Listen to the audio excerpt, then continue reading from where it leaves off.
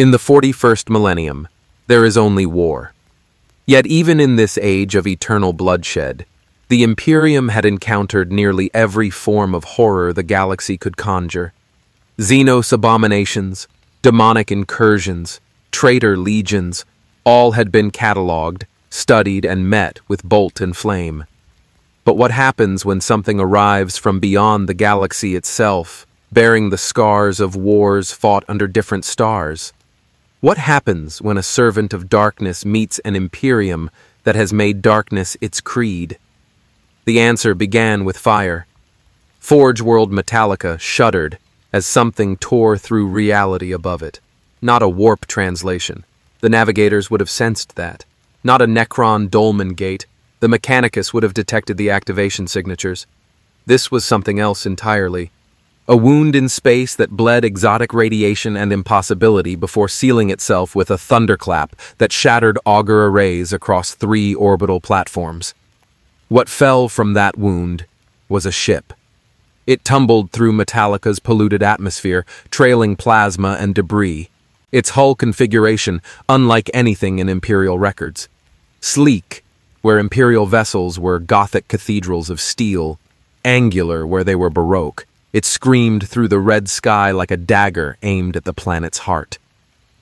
Magos explorator Deltrian Vox watched from his observation tower as the vessel impacted in the rust wastes, sending a mushroom cloud of ancient metallic dust kilometers into the air.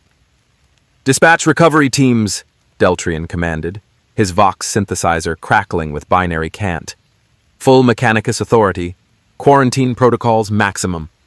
Whatever technology brought that vessel here, it belongs to the Omnissiah now." The recovery teams found the crash site still burning with fires that burned the wrong color, blue-white instead of red-orange, as if the flames themselves followed alien physical laws. The ship's hull had fractured on impact, spilling strange components across the sand. Tech priests scuttled forward with reverent horror, their mechadendrites extending to touch technology that predated nothing in their archives because it had never existed in their timeline at all. Then, they found him. He emerged from the wreckage like a revenant, towering over even the tallest Skitarii Rangers. Black armor that reflected no light, a helmet that resembled a skull fused with machinery, and a breathing apparatus that wheezed with rhythmic mechanical certainty. In one hand he carried a cylinder of metal and crystal. The tech priest's sensors screamed warnings, exotic energy readings, unknown power source, probability-defying electromagnetic containment. Magos Deltrian activated his combat protocols. 20 Skitarii leveled their radium carbines at the stranger. "Identify yourself," he broadcast in every language known to the Mechanicus, from High Gothic to the click languages of the Hrud. The figure's helmet turned toward him with deliberate slowness. When he spoke, his voice was a deep mechanical rasp that seemed to bypass the Vox network entirely and resonate in the very air. "I am Darth Vader, Dark Lord of the Sith and Supreme Commander of the Imperial Fleet. Where am I?" Deltrian's logic engines parsed the statement. Imperial Fleet, but not the Imperium. Sith, no match in xenological databases. Dark Lord, a title of authority, possibly nobility. The Magos gestured, and the Skitarii tightened their formation. "You stand upon Metallica, forge world of the Adeptus Mechanicus, jewel of the Imperium of Man. You will submit to interrogation and technological assessment." Vader's breathing apparatus cycled. Once. Twice. Then he raised his empty hand. 20 Skitarii Rangers lifted off the ground simultaneously, clawing at their throats as invisible force crushed their windpipes.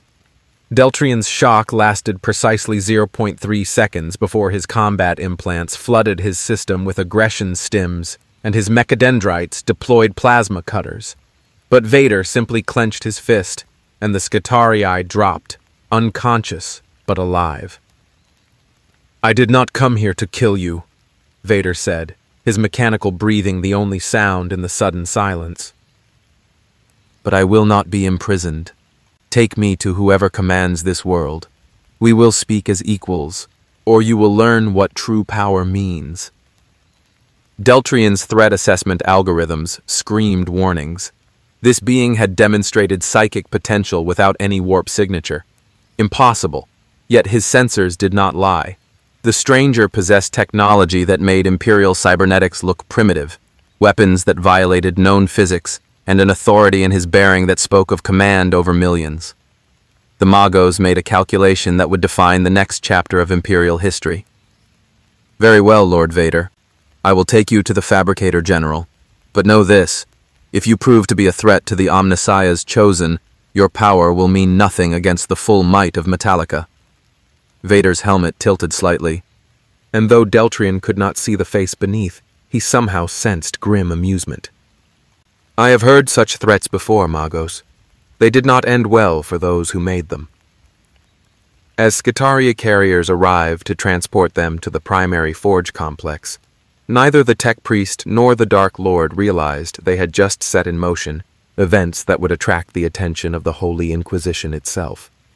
For in the 41st millennium, the unexplained is heresy, and heresy is punishable by death. But Darth Vader had died once before. He had nothing left to fear from death. If you crave stories of cosmic collisions and impossible heroes, smash that subscribe button. The Emperor protects those who bear witness to the Dark Millennium. What happens when the galaxy's most feared enforcer meets a regime that makes the Empire look merciful? You're about to find out. The Mechanicus Fortress Cathedral of Metallica rose like a mountain of steel and prayer, its spires crackling with barely contained power. Vader walked its corridors flanked by Skitarii, his presence causing servitors to malfunction and machine spirits to whisper in languages the Tech Priests had never heard. Deltrian led him deeper into the complex, past forges where titans were born and weapons capable of cracking planets were sanctified. They stopped before doors 50 meters tall, inscribed with the cog and skull of the Mechanicus. Beyond lay Fabricator General Yvonne Hermatica, Master of Metallica and one of the most powerful Tech Priests in the Imperium. "One final warning, Lord Vader," Deltrian said. "The Fabricator General's patience for the unexplained is limited. Choose your words carefully." Vader's breathing apparatus cycled steadily. "I have stood before emperors and lived. I will take my chances." The doors ground open with hydraulic fury, and Darth Vader stepped forward to meet the masters of the 41st millennium. Fabricator General Yvonne Hermatica was more machine than man, and what remained of his humanity had been carved away in pursuit of the Omnissiah's perfection. His body was a cathedral of augmentation, 6 mechadendrites tipped with tools of creation and destruction, optical implants that saw across 17 spectrums, and a cranial unit housing cogitators more powerful than those in some Imperial starships. When he spoke, 9 different Vox units transmitted his voice in overlapping harmonics that made lesser beings weep. He did not rise as Vader entered. "Explain yourself, stranger."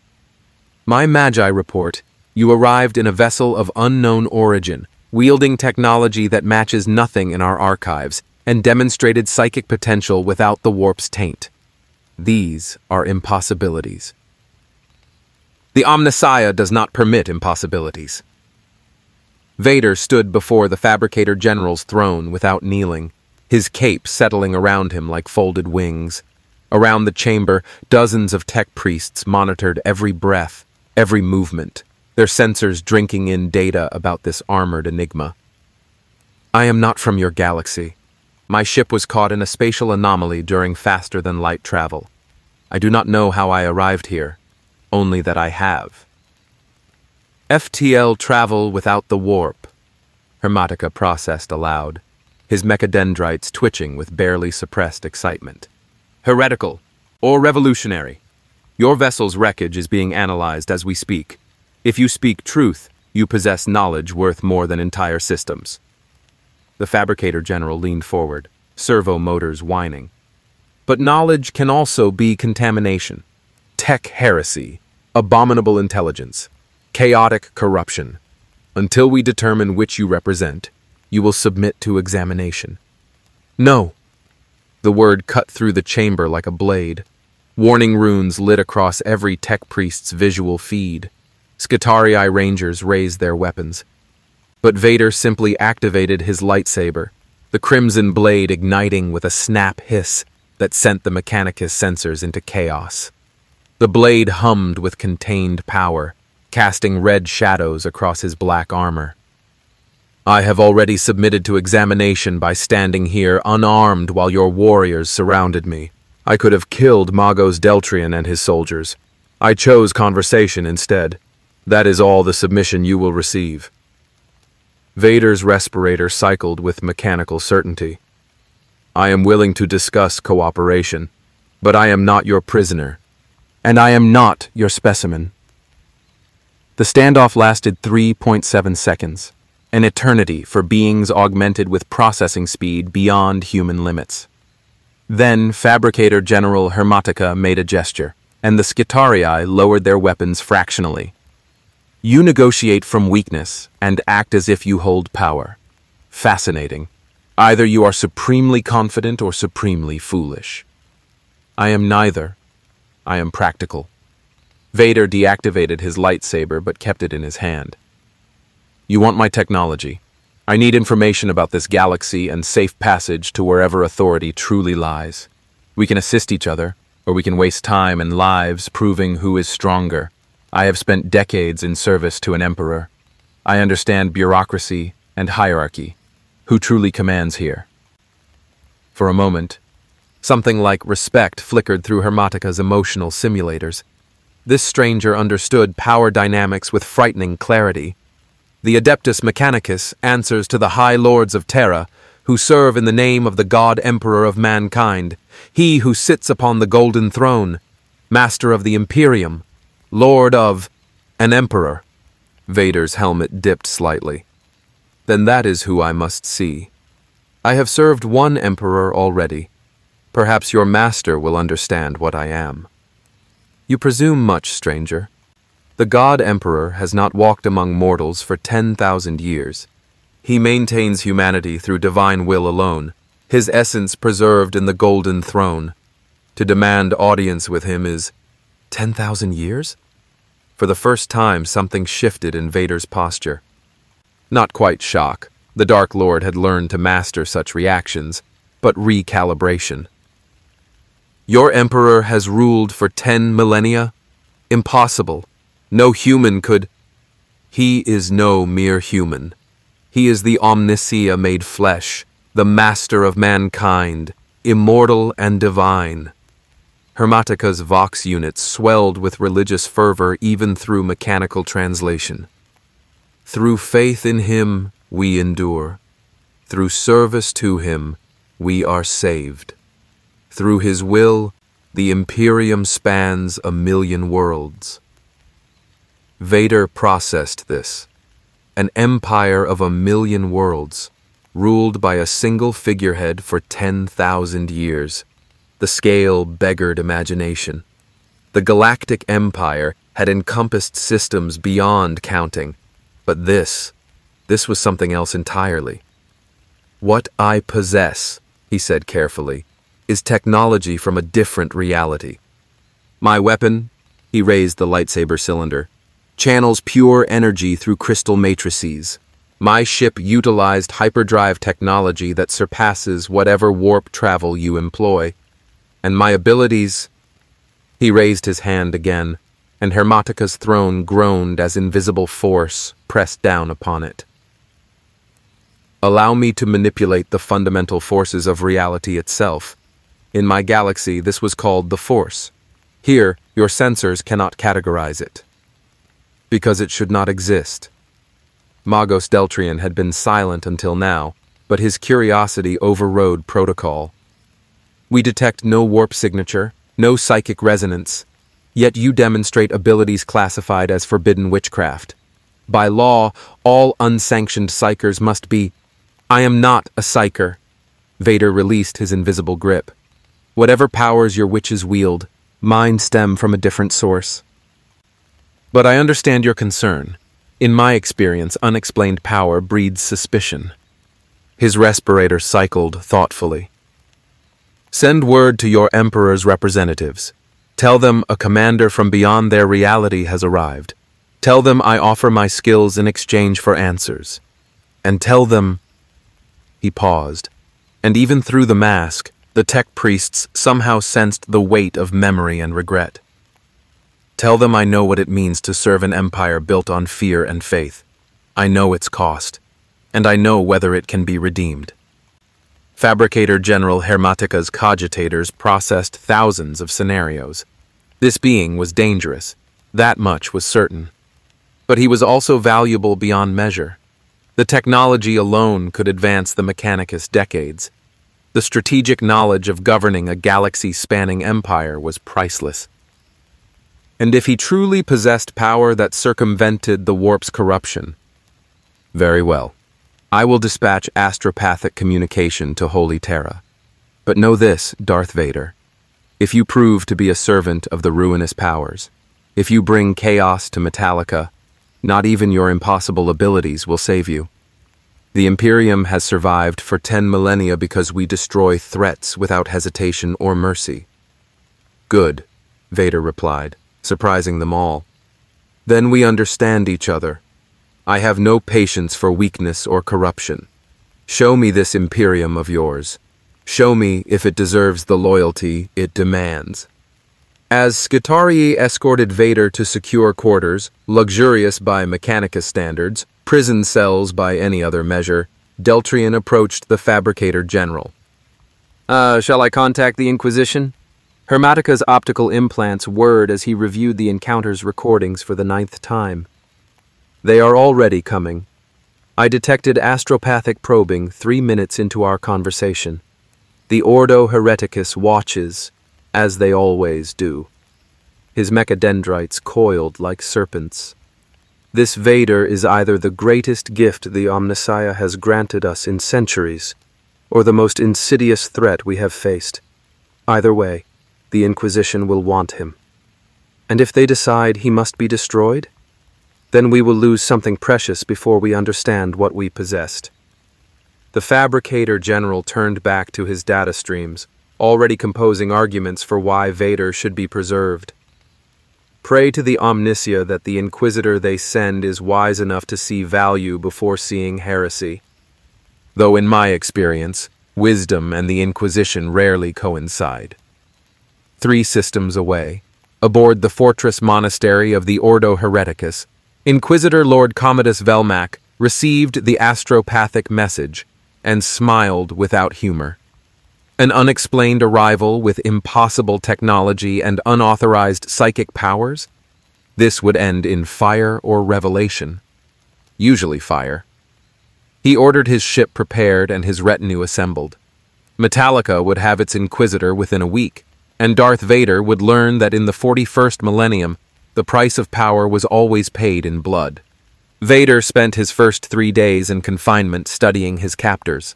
The chamber they provided was spacious by military standards, 15 meters square with a viewport overlooking Metallica's endless forges, but it was still a cage. Servitors brought him nutrient paste the Mechanicus considered food. Tech priests observed him through hidden sensors, cataloging his every movement. He let them watch. Intelligence gathering worked both ways. What he learned disturbed him more than he expected. The Imperium of man was vast beyond comprehension, brutal beyond reason, and fanatic beyond sanity. Through careful questioning of the few tech priests willing to speak with him, Vader pieced together a nightmare. An empire where human life was currency spent without hesitation, where deviation from doctrine meant death, where fear and faith were weapons wielded with the same casual efficiency the Empire had employed, but magnified across 10,000 years of calcified dogma.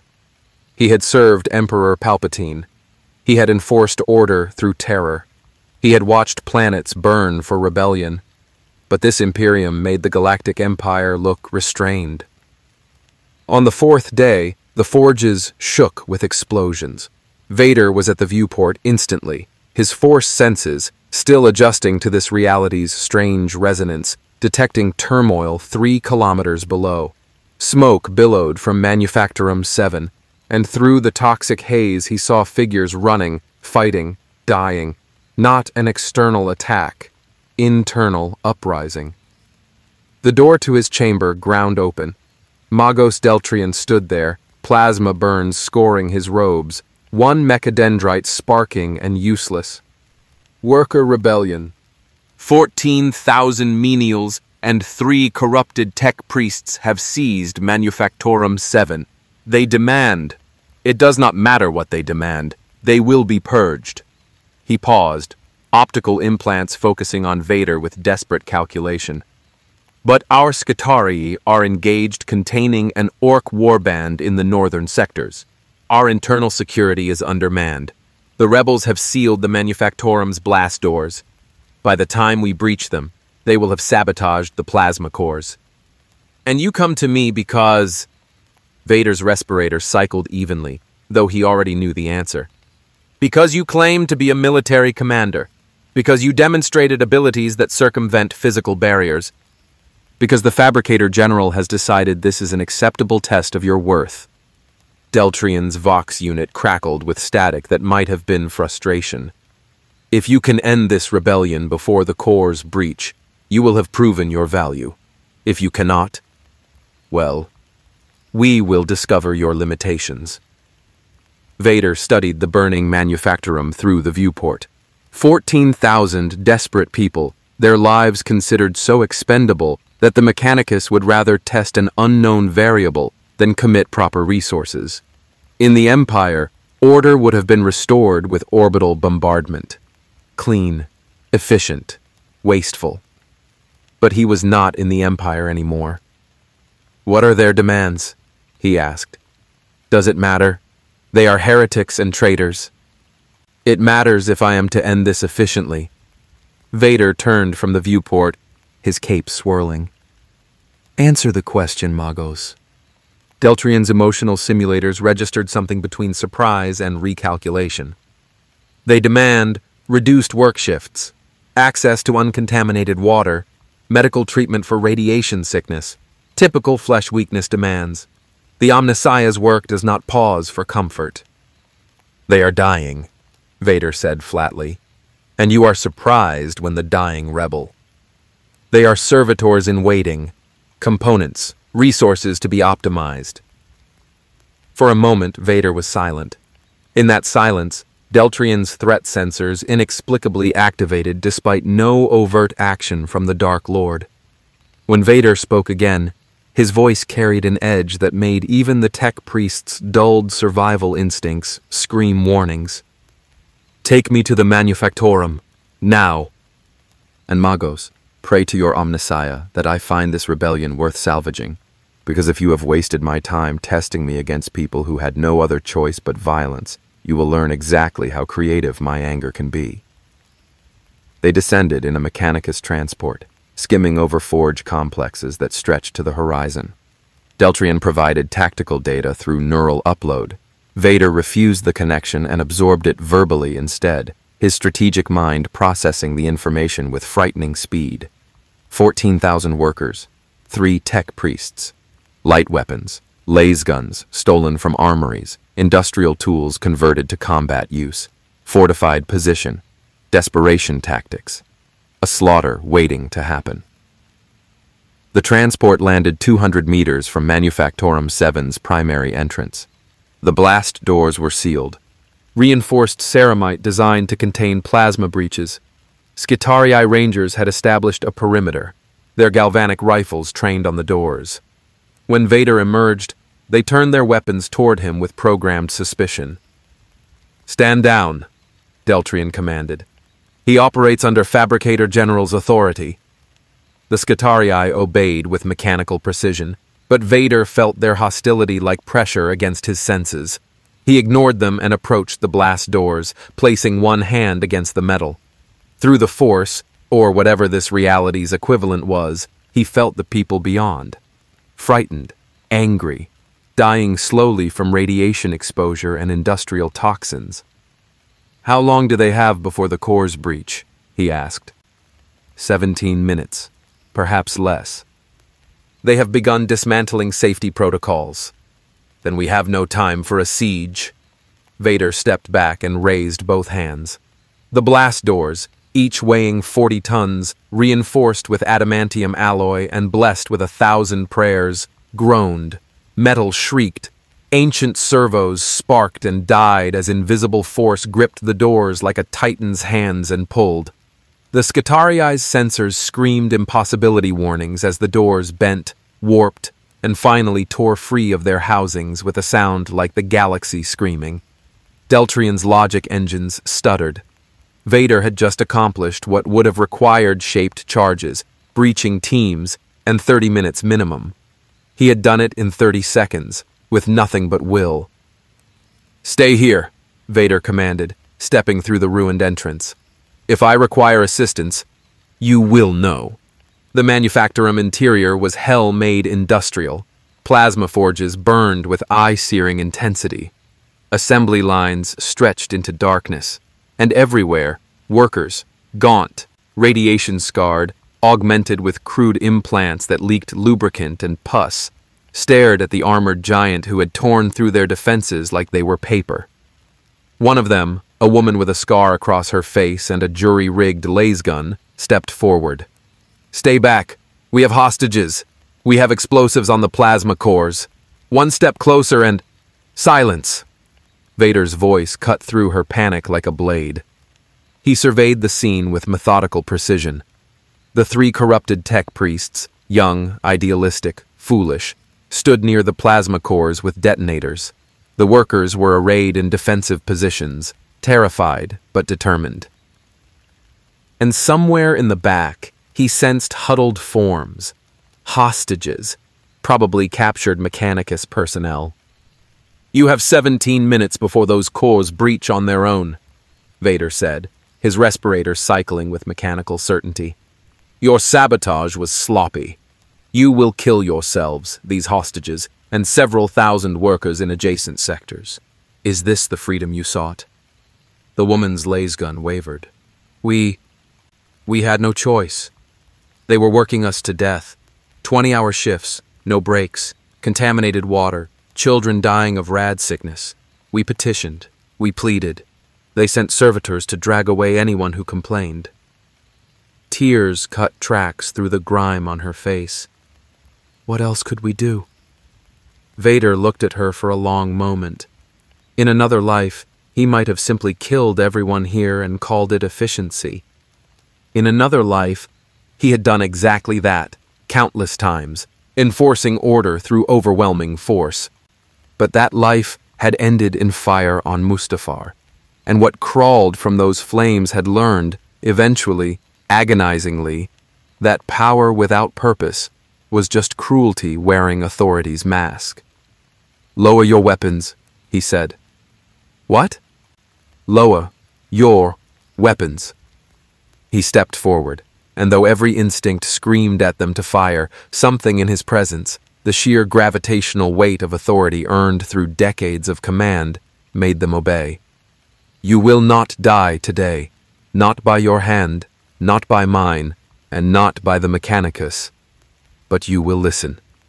He turned to the tech priests at the plasma cores. "Deactivate those detonators, carefully, then step away." One of them, brave or foolish, raised his mechadendrite in defiance. "You cannot command us." "We serve the Omnissiah, not some heretical—" Vader gestured, and the tech priest lifted off the ground, his augmented throat constricting. "I said, step away." He held the priest suspended for 3 seconds, long enough to make the point, not long enough to kill, then released him.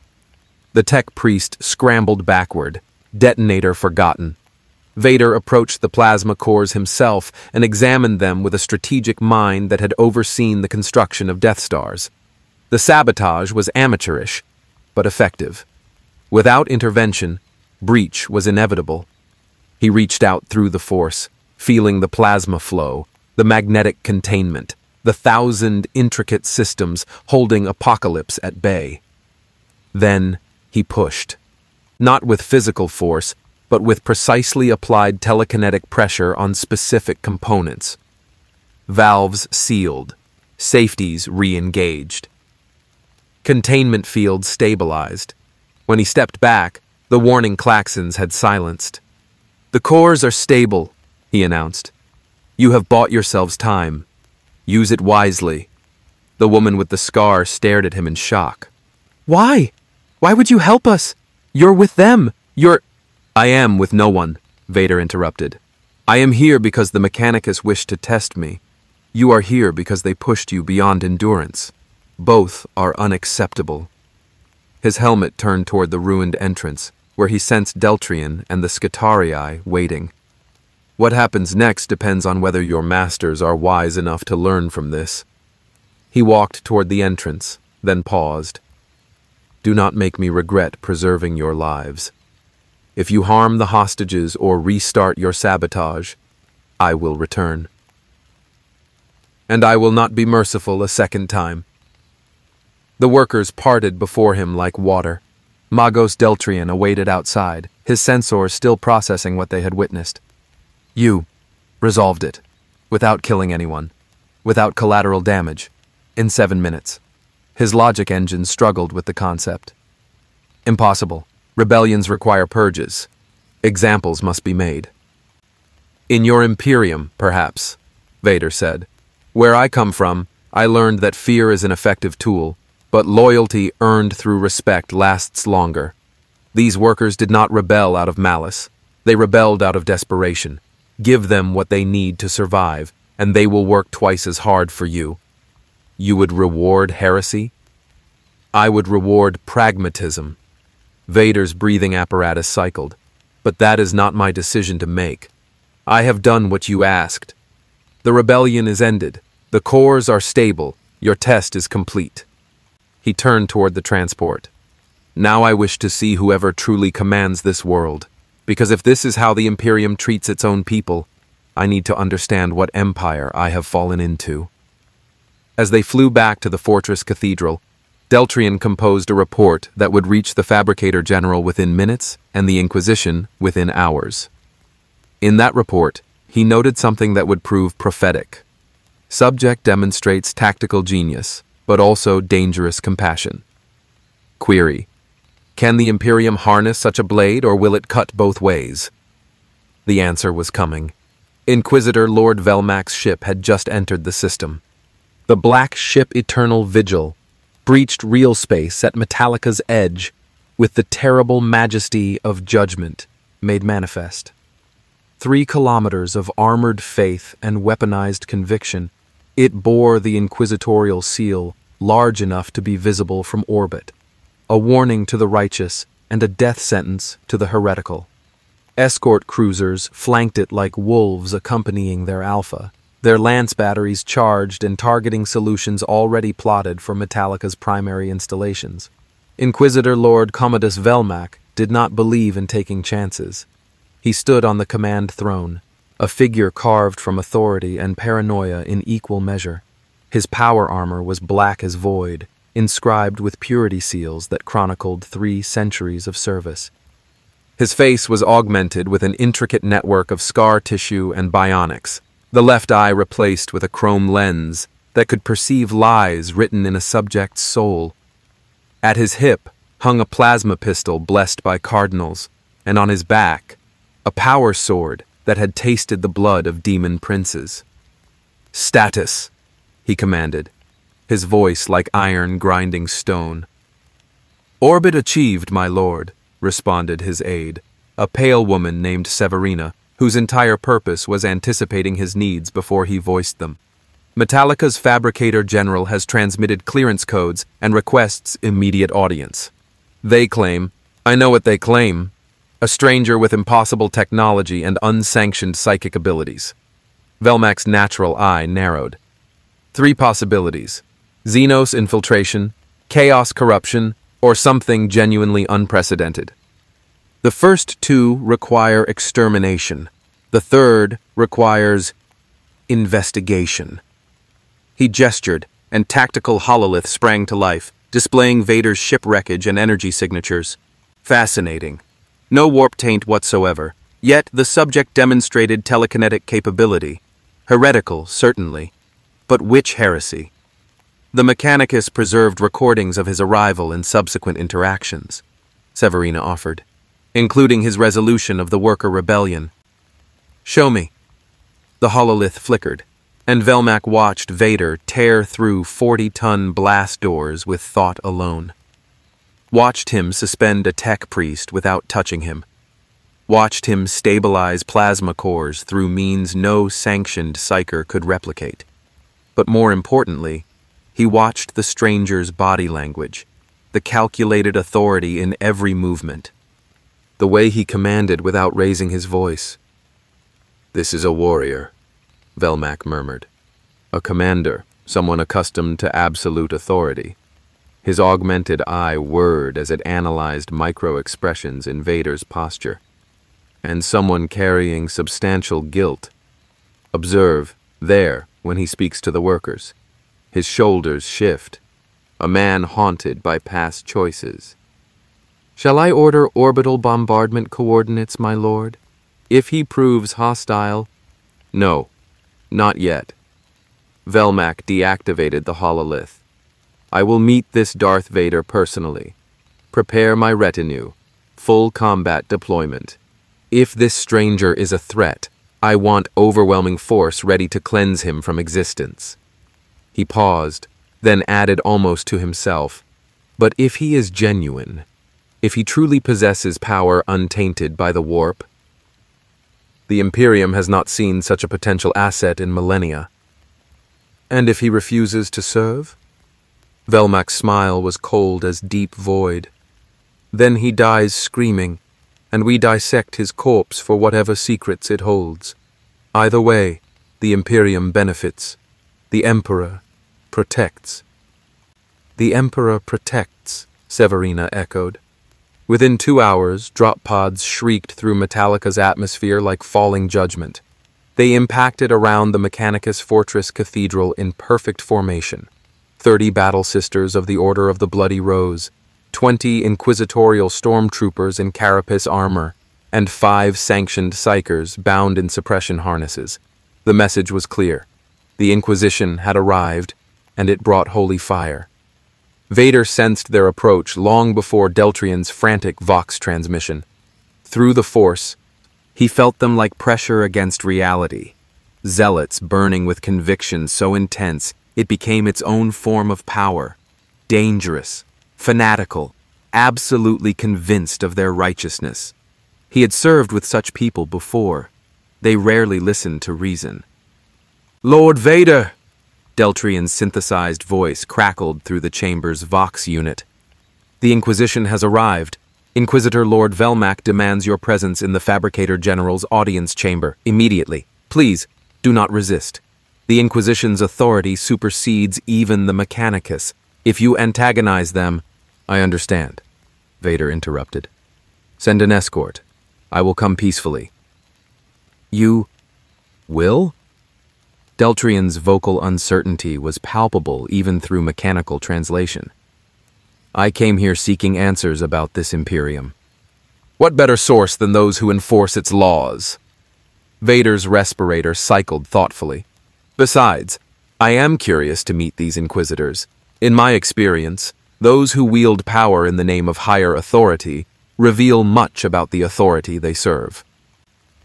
20 minutes later, Vader walked the cathedral's corridors flanked by Skitarii Rangers who kept their weapons raised but not aimed, a compromise between caution and the Fabricator General's orders. Battle Sisters lined the route, their bolters tracking his every step, their armor adorned with images of martyred saints and burning heretics. They radiated hostility so intense it was almost physical.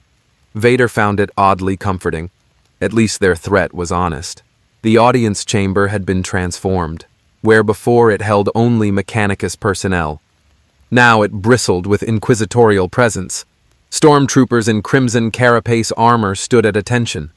Sanctioned psychers knelt in prayer circles, their minds extending like nets to detect chaos corruption. And on a raised platform beside Fabricator General Hermatica's throne stood Inquisitor Lord Velmac, his augmented eye already dissecting Vader with clinical precision. "Darth Vader," Velmac's voice echoed through the chamber with practiced authority. "I am Inquisitor Lord Commodus Velmac of the Ordo Hereticus. You stand accused of unauthorized psychic manifestation, possession of heretical technology, and material arrival through means unknown to Imperial doctrine. How do you answer these charges?" Vader stopped precisely 10 meters from the platform, close enough to demonstrate confidence, far enough to avoid seeming aggressive. "I answer that your accusations assume jurisdiction over someone who existed outside your Imperium until 4 days ago. I have committed no crimes against your empire. I have, in fact, preserved Mechanicus property and lives. Yet you greet me with weapons and accusations. You demonstrate abilities reserved for sanctioned psychers, yet you bear no soul-binding marks. You possess technology that matches nothing in our archives. You appeared through impossible means." Velmac descended from the platform with deliberate slowness, each step measured. "In the Imperium of Man, the unexplained is heresy until proven otherwise. You will submit to psychic examination. You will surrender your technology for Mechanicus analysis. You will answer every question I pose with absolute truth. Or you will be executed as a potential chaos threat." I have already answered the Mechanicus's questions. I have demonstrated my abilities and their nature. I have proven my value. Vader's mechanical breathing filled the silence that followed. "What more would you have of me, Inquisitor? What test could I pass that would satisfy your paranoia?" "Paranoia?" Velmac's augmented eye flared. "You dare! I dare speak truth to power, because I have wielded power you cannot comprehend."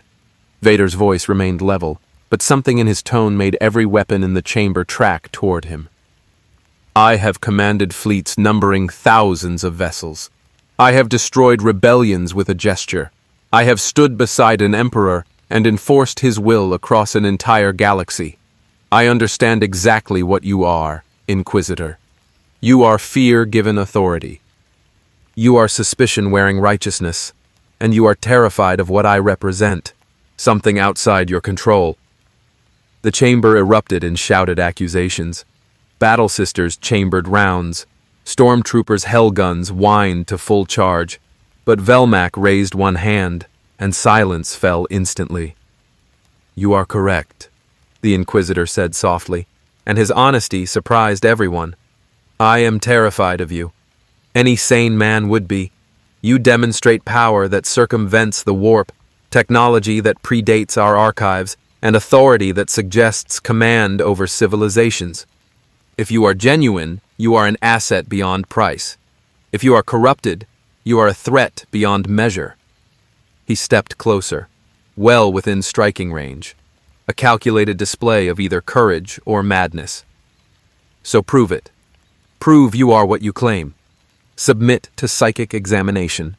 Let my sanctioned psychers peer into your soul. If you are clean, I will advocate for your integration into Imperial service. If you are tainted, then you will try to kill me," Vader finished. "And we will discover whether your faith is stronger than my will." "Precisely." Velmac's natural eye met Vader's helmet with unflinching intensity. "So what will it be, Dark Lord? Will you prove your worth or confirm my suspicions?" Vader considered. In the Empire, he would have killed everyone in this room and taken what he needed through force. But the Empire had led him to darkness, to loss, to the moment on Mustafar, where he had burned away everything human in pursuit of power. He could feel the dark side here, in this reality. It called itself chaos, wore different masks, but the seductive whisper was familiar. It promised him strength, offered him revenge, suggested he could tear through these fanatics like paper. He had followed that path once. It had cost him everything. "Very well," he said. "I will submit to your examination. But know this, Inquisitor.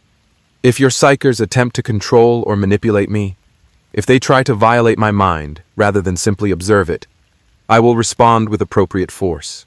I offer cooperation, not surrender. Remember the distinction." Velmac smiled thinly. "Fair enough. I would expect nothing less from a fellow commander." He gestured, and 3 sanctioned psychers shuffled forward in their suppression harnesses, their eyes milky with cataracts, their fingers twitching with barely contained power. These are among the Imperium's most disciplined psychic assets. They will touch your mind's surface, taste your soul's flavor, and report what they find. It will be uncomfortable. "I have endured worse than discomfort," Vader replied. "Begin." The psychers formed a triangle around him, their hands extending. Vader felt their minds brush against his, tentative at first, then probing deeper. Through the force, he sensed their technique. They were diving through layers of consciousness, searching for the telltale stench of chaos corruption, the whispers of demonic influence, the reality-warping taint of the warp. What they found instead stopped them cold. Vader's mind was a fortress built on decades of Sith discipline and Jedi training. Beneath the fortress lay an ocean of guilt, regret, and carefully controlled rage. Deeper still, they sensed something else. A connection to a force that was definitely not the warp, yet possessed similar reality-altering properties. Clean, disciplined, utterly foreign, and threaded through everything, like a scar across his soul, they witnessed memories. A woman with brown hair screaming his name, fire consuming his body, mechanical breathing beginning for the first time, standing over fallen Jedi with blood on his hands, obeying orders he knew were wrong, watching freedom die to thunderous applause. The lead psyker gasped and pulled back, blood streaming from her nose. "Emperor, preserve us," she whispered. He is clean of chaos. But my Lord Inquisitor, his soul is a wound, not corrupted, but damaged. Whatever he was, whatever he did in his past, he carries guilt that would crush a normal man." The second psyker nodded frantically. "His power comes from something else, not the warp. Something older? Different? The Imperium does not touch him as it touches us. It is as if he exists slightly out of phase with our reality." The third psyker, eldest and wisest, simply bowed her head. "He speaks truth, Lord Velmac. He is a warrior who served an emperor, who committed terrible deeds in service to order, and who now seeks— I cannot see what he seeks. Redemption, perhaps, or simply understanding. But he is not our enemy, unless we make him one." Velmac absorbed this information with the cold calculation of 3 centuries' experience. Not corrupted, genuinely from another reality, carrying guilt that suggested moral capacity, dangerous, certainly, but potentially valuable beyond measure. He made his decision. "Stand down," he commanded his forces. Weapons lowered with obvious reluctance. "Darth Vader, by the authority vested in me by the God Emperor of mankind, I provisionally clear you of heresy charges. You will be assigned to my personal retinue for observation and assessment. You will accompany me on crusade, where your abilities and knowledge will be evaluated through practical application. If you prove yourself loyal and useful, you may earn a permanent place in Imperial service. If you prove otherwise—" He let the threat hang. "Understood," Vader said.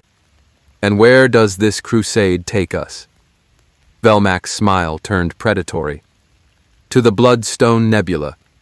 A chaos cult has taken root on 3 worlds, led by a fallen cardinal who now serves Slaanesh. The population numbers in the billions. Imperial Guard regiments have failed to root out the corruption. A Space Marine strike force is 3 months away. The worlds will fall to damnation before they arrive. And you expect me to help prevent this?" "I expect you to prove your worth." Velmac turned toward the chamber's exit. "We leave within 6 hours. Prepare yourself, Dark Lord. You are about to learn what war truly means in the 41st millennium. As the Inquisitor departed with his retinue, Vader remained motionless, processing everything he had learned. This Imperium was built on faith and fear, in measures that made Palpatine's regime look restrained. Yet beneath the dogma and brutality, he sensed something else. Desperation. A species clinging to survival against horrors that would shatter lesser civilizations. Perhaps there was purpose here after all. Perhaps in service to this God-Emperor, he could find something he had lost in his own galaxy. A cause worth fighting for that was not built entirely on lies. Or perhaps he would discover that all empires, regardless of reality, eventually consumed those who served them.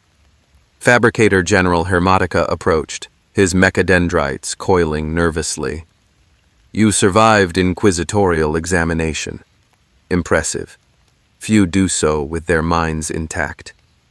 I have survived worse examinations, Vader replied.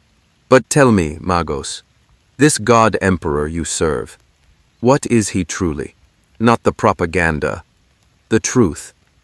Hermatica's optical implants dimmed, a gesture among the Mechanicus that suggested contemplation. The truth.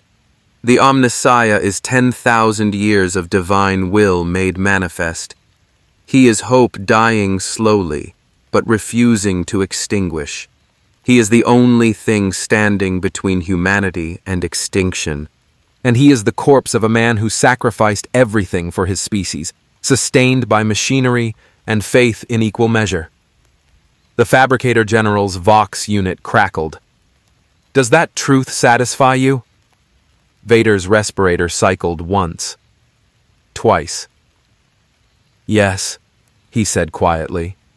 Because I understand exactly what it means to be more machine than man, sustained by technology while everything human burns away. Perhaps your Emperor and I have more in common than I thought. 6 hours later, the Eternal Vigil broke orbit, carrying Darth Vader toward his first true test in the 41st millennium. Behind him, Metallica's forges burned with renewed efficiency, the workers he had saved laboring harder than ever, not from fear, but from something the Mechanicus had not anticipated: gratitude. And the dangerous hope that perhaps the future could be different than the past. The warp journey to the Bloodstone Nebula lasted 3 weeks of subjective time, though outside the Immaterium's currents, centuries might have passed, or mere seconds. Causality bent strangely when reality itself became negotiable. Vader spent those weeks learning, observing, and preparing for what awaited. The Eternal Vigil was a city unto itself, housing 5,000 souls dedicated to the Inquisition's holy work.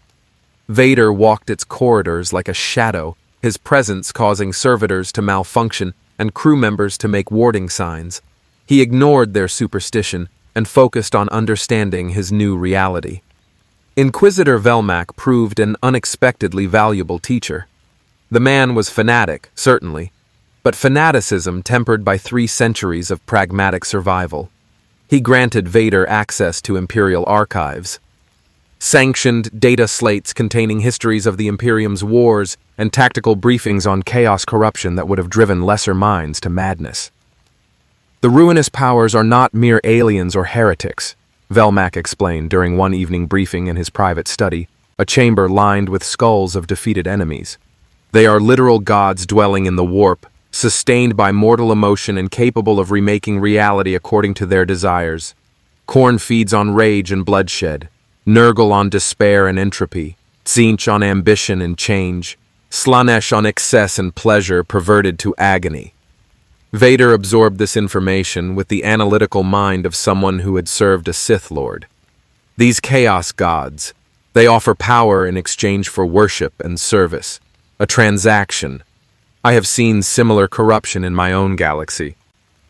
The dark side promises strength, but devours those who embrace it fully. Yet you survived your dark side, Velmac observed, his augmented eye studying Vader with unnerving intensity.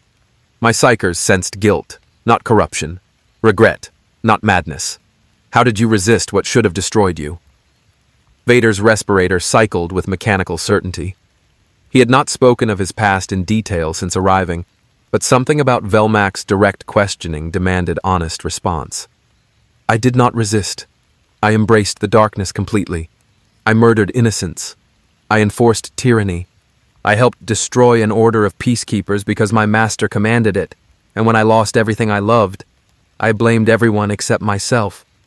His gauntleted hands clenched, but in my final moments I chose differently. I saw my master's evil clearly and acted against him, even knowing it would kill me. Redemption came at the cost of my life. Yet you live. I died. Whatever brought me here, the Force, fate, or cosmic accident, gave me something I do not deserve. Another chance. Vader turned toward the viewport, watching the warp's impossible colors churn beyond the Geller field. I do not know if I can earn redemption, but I can choose, each day, to be something other than what I was. That is all any being can do. Velmac was silent for a long moment. Then, the God Emperor teaches that redemption is possible through service and sacrifice. Perhaps your arrival was not accident, but divine providence. Perhaps he has use for a fallen warrior seeking to rise again. Perhaps, Vader acknowledged. Or perhaps I am simply a weapon you will aim at your enemies until I break or prove useless. Either way, I will fight. It is what I know. What I am. Good. Velmac poured 2 glasses of Amasek synthetic alcohol that burned like promethium. Because the enemy we face in the Bloodstone Nebula will test everything you claim to be. Cardinal Lazarix was once among the Imperium's most devoted servants. He preached faith on 1,000 worlds. Then Slanesh whispered to him, and he fell. Now he leads billions into damnation, promising pleasure and freedom, while delivering only degradation and horror. The Inquisitor drained his glass. We cannot save those worlds. Too many are corrupted beyond redemption. But we can cut out the cancer before it spreads. Kill Lazarix. Destroy his temples. Purge his cult leadership. Leave nothing for chaos to build upon. A surgical strike, Vader said. Decapitation tactics. I have led such operations before. He paused. But billions of civilians, do they all deserve death for following a leader they trusted? Some may be saved. Most cannot. The taint runs too deep. Velmac's augmented eye whirred. I sense your discomfort, Lord Vader. Does the thought of mass casualties disturb you? You, who served an emperor and enforced his will? It disturbs me, because I served an emperor who cared nothing for the innocent. Vader's voice carried an edge sharp as a vibroblade. I destroyed Alderaan without hesitation. Billions died in an instant because we wished to make an example. I convinced myself it was necessary, that order justified any cost. I was wrong.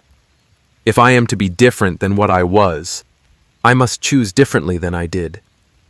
Noble sentiment, Velmac replied, but this is the 41st millennium. Nobility is a luxury we cannot afford. You will learn this, or you will die proving me wrong. Either outcome serves the Emperor. The conversation ended there, but the question lingered. Could Vader find redemption in an empire that demanded the same ruthlessness he was trying to escape? He would discover the answer soon enough. The Eternal Vigil translated into real space at the Bloodstone Nebula's edge, and immediately Vader understood why this region earned its name. The nebula glowed crimson, shot through with veins of purple and pink that pulsed like living tissue. 3 worlds orbited a bloated red giant, Sanguis Prime, Sanguis Secundus, and Sanguis Tertius. Once they had been faithful imperial colonies. Now, according to astropathic reports, they had become something else. Observe, Velmac commanded, and tactical hololiths flickered to life showing pict captures from reconnaissance drones. Vader watched, and his Force senses recoiled in revulsion. Sanguis Prime's cities had been transformed into monuments of excess. Cathedrals of flesh and bone reached toward blood-red skies. Citizens, if they could still be called that, writhed in streets slick with unnatural fluids, their bodies warped by mutation into grotesque parodies of beauty. And everywhere, the symbol of Slanesh, a circle bisected by arrows pointing in 6 directions, promising infinite pleasure and delivering infinite degradation. "How long has this corruption festered?" Vader asked. 14 months since Cardinal Lazarix's fall. 6 months since we lost communication. 3 months since the last Imperial Guard regiment sent to investigate was lost. 3,000 soldiers vanished without trace. Velmac's mechanical fingers drummed against his throne's armrest. "We estimate 15 billion souls across the 3 worlds. Perhaps 10% remain uncorrupted, hiding in resistance cells and shielded settlements. The rest are lost." "You intend to purge all 3 worlds?" "If necessary. But that would require exterminatus, cyclonic torpedoes, virus bombs, orbital bombardment sufficient to crack planetary crust. The Inquisition prefers precision where possible. Resources are precious. These worlds could be reclaimed, cleansed, resettled. If we can kill Lazarix and shatter his cult's leadership fast enough, faith and flame may suffice." Vader studied the tactical displays with the eye of someone who had planned planetary assaults for decades. "Where is Lazarix now?" "Sanguis Prime, in what was once the Cardinal's cathedral. Now it is something else. A temple to she who thirsts. Our intelligence suggests he conducts rituals there daily, sacrificing thousands to fuel his ascension to demonhood. If he succeeds, this entire sector falls. Then we kill him before he succeeds." Vader turned from the hololiths. "What forces do we have?" 30 battle sisters, 20 stormtroopers, 5 sanctioned psychers, my personal retinue of inquisitorial specialists." Velmac smiled grimly.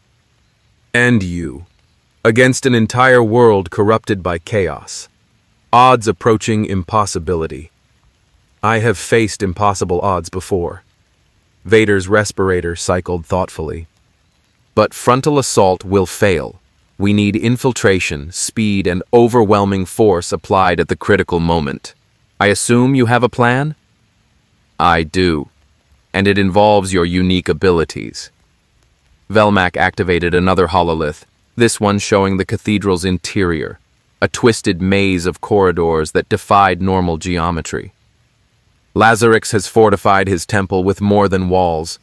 Reality itself bends strangely there. Warp phenomena make conventional navigation impossible. Teleportation fails. Drop pods malfunction.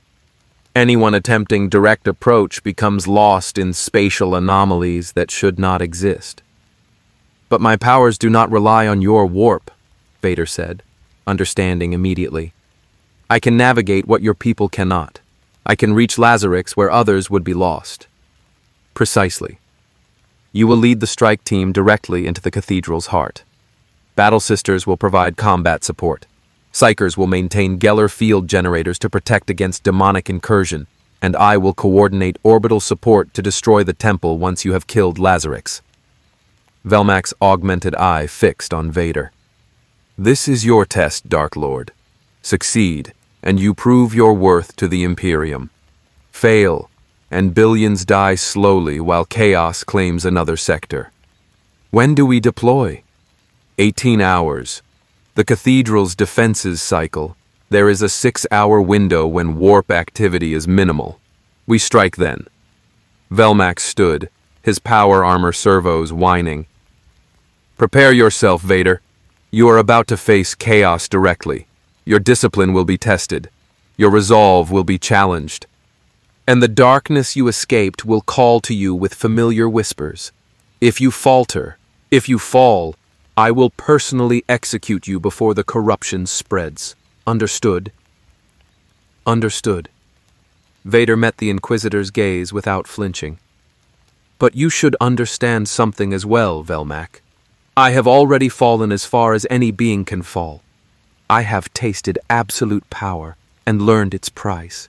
Whatever horrors await on that world, whatever temptations chaos offers, I have heard them all before, and I have already chosen my answer." "We shall see," Velmac replied. "The ruinous powers are insidious beyond mortal comprehension. Many have thought themselves immune, only to discover their weakness when it was too late." "Then it is fortunate," Vader said quietly, "that I am already intimately acquainted with my weaknesses. Chaos will find no secrets in my soul, because I have already faced every truth it could reveal." The Inquisitor studied him for a long moment, then nodded slowly. "Perhaps you are what you claim. Perhaps the God Emperor truly sent you for this purpose. Or perhaps you are the greatest chaos infiltration I have ever witnessed." He turned toward the exit. "Tomorrow we discover which.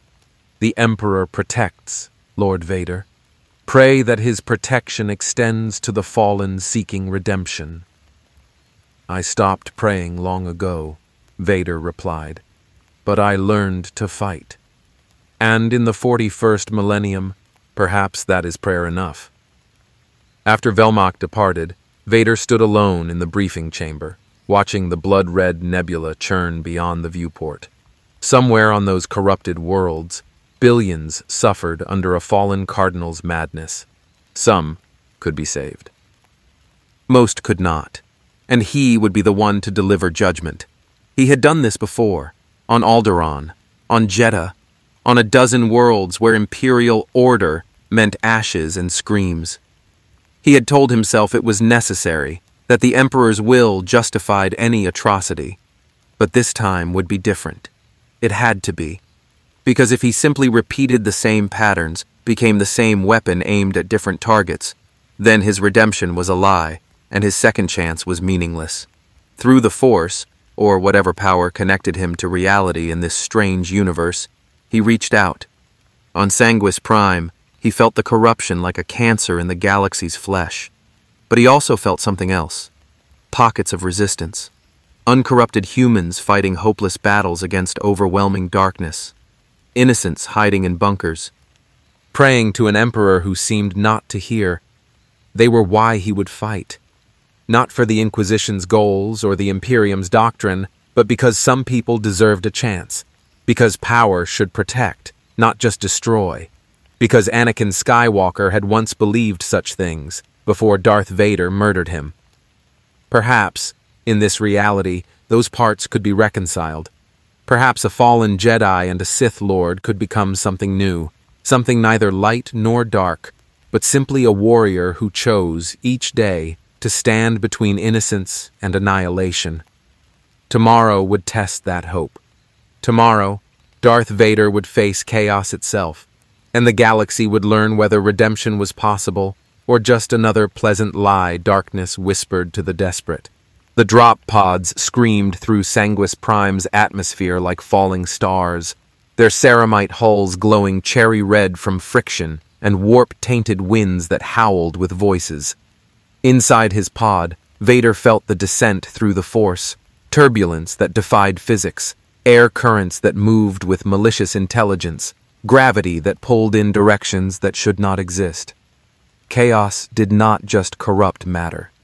It corrupted reality itself. 60 seconds to impact, crackled Sister Superior Carmilla's Vox across the strike team's channel. She led the Battle Sisters, her voice steady despite the fact they were diving into literal hell. "Emperor, guide our blades and sanctify our fury, for the martyred and the faithful."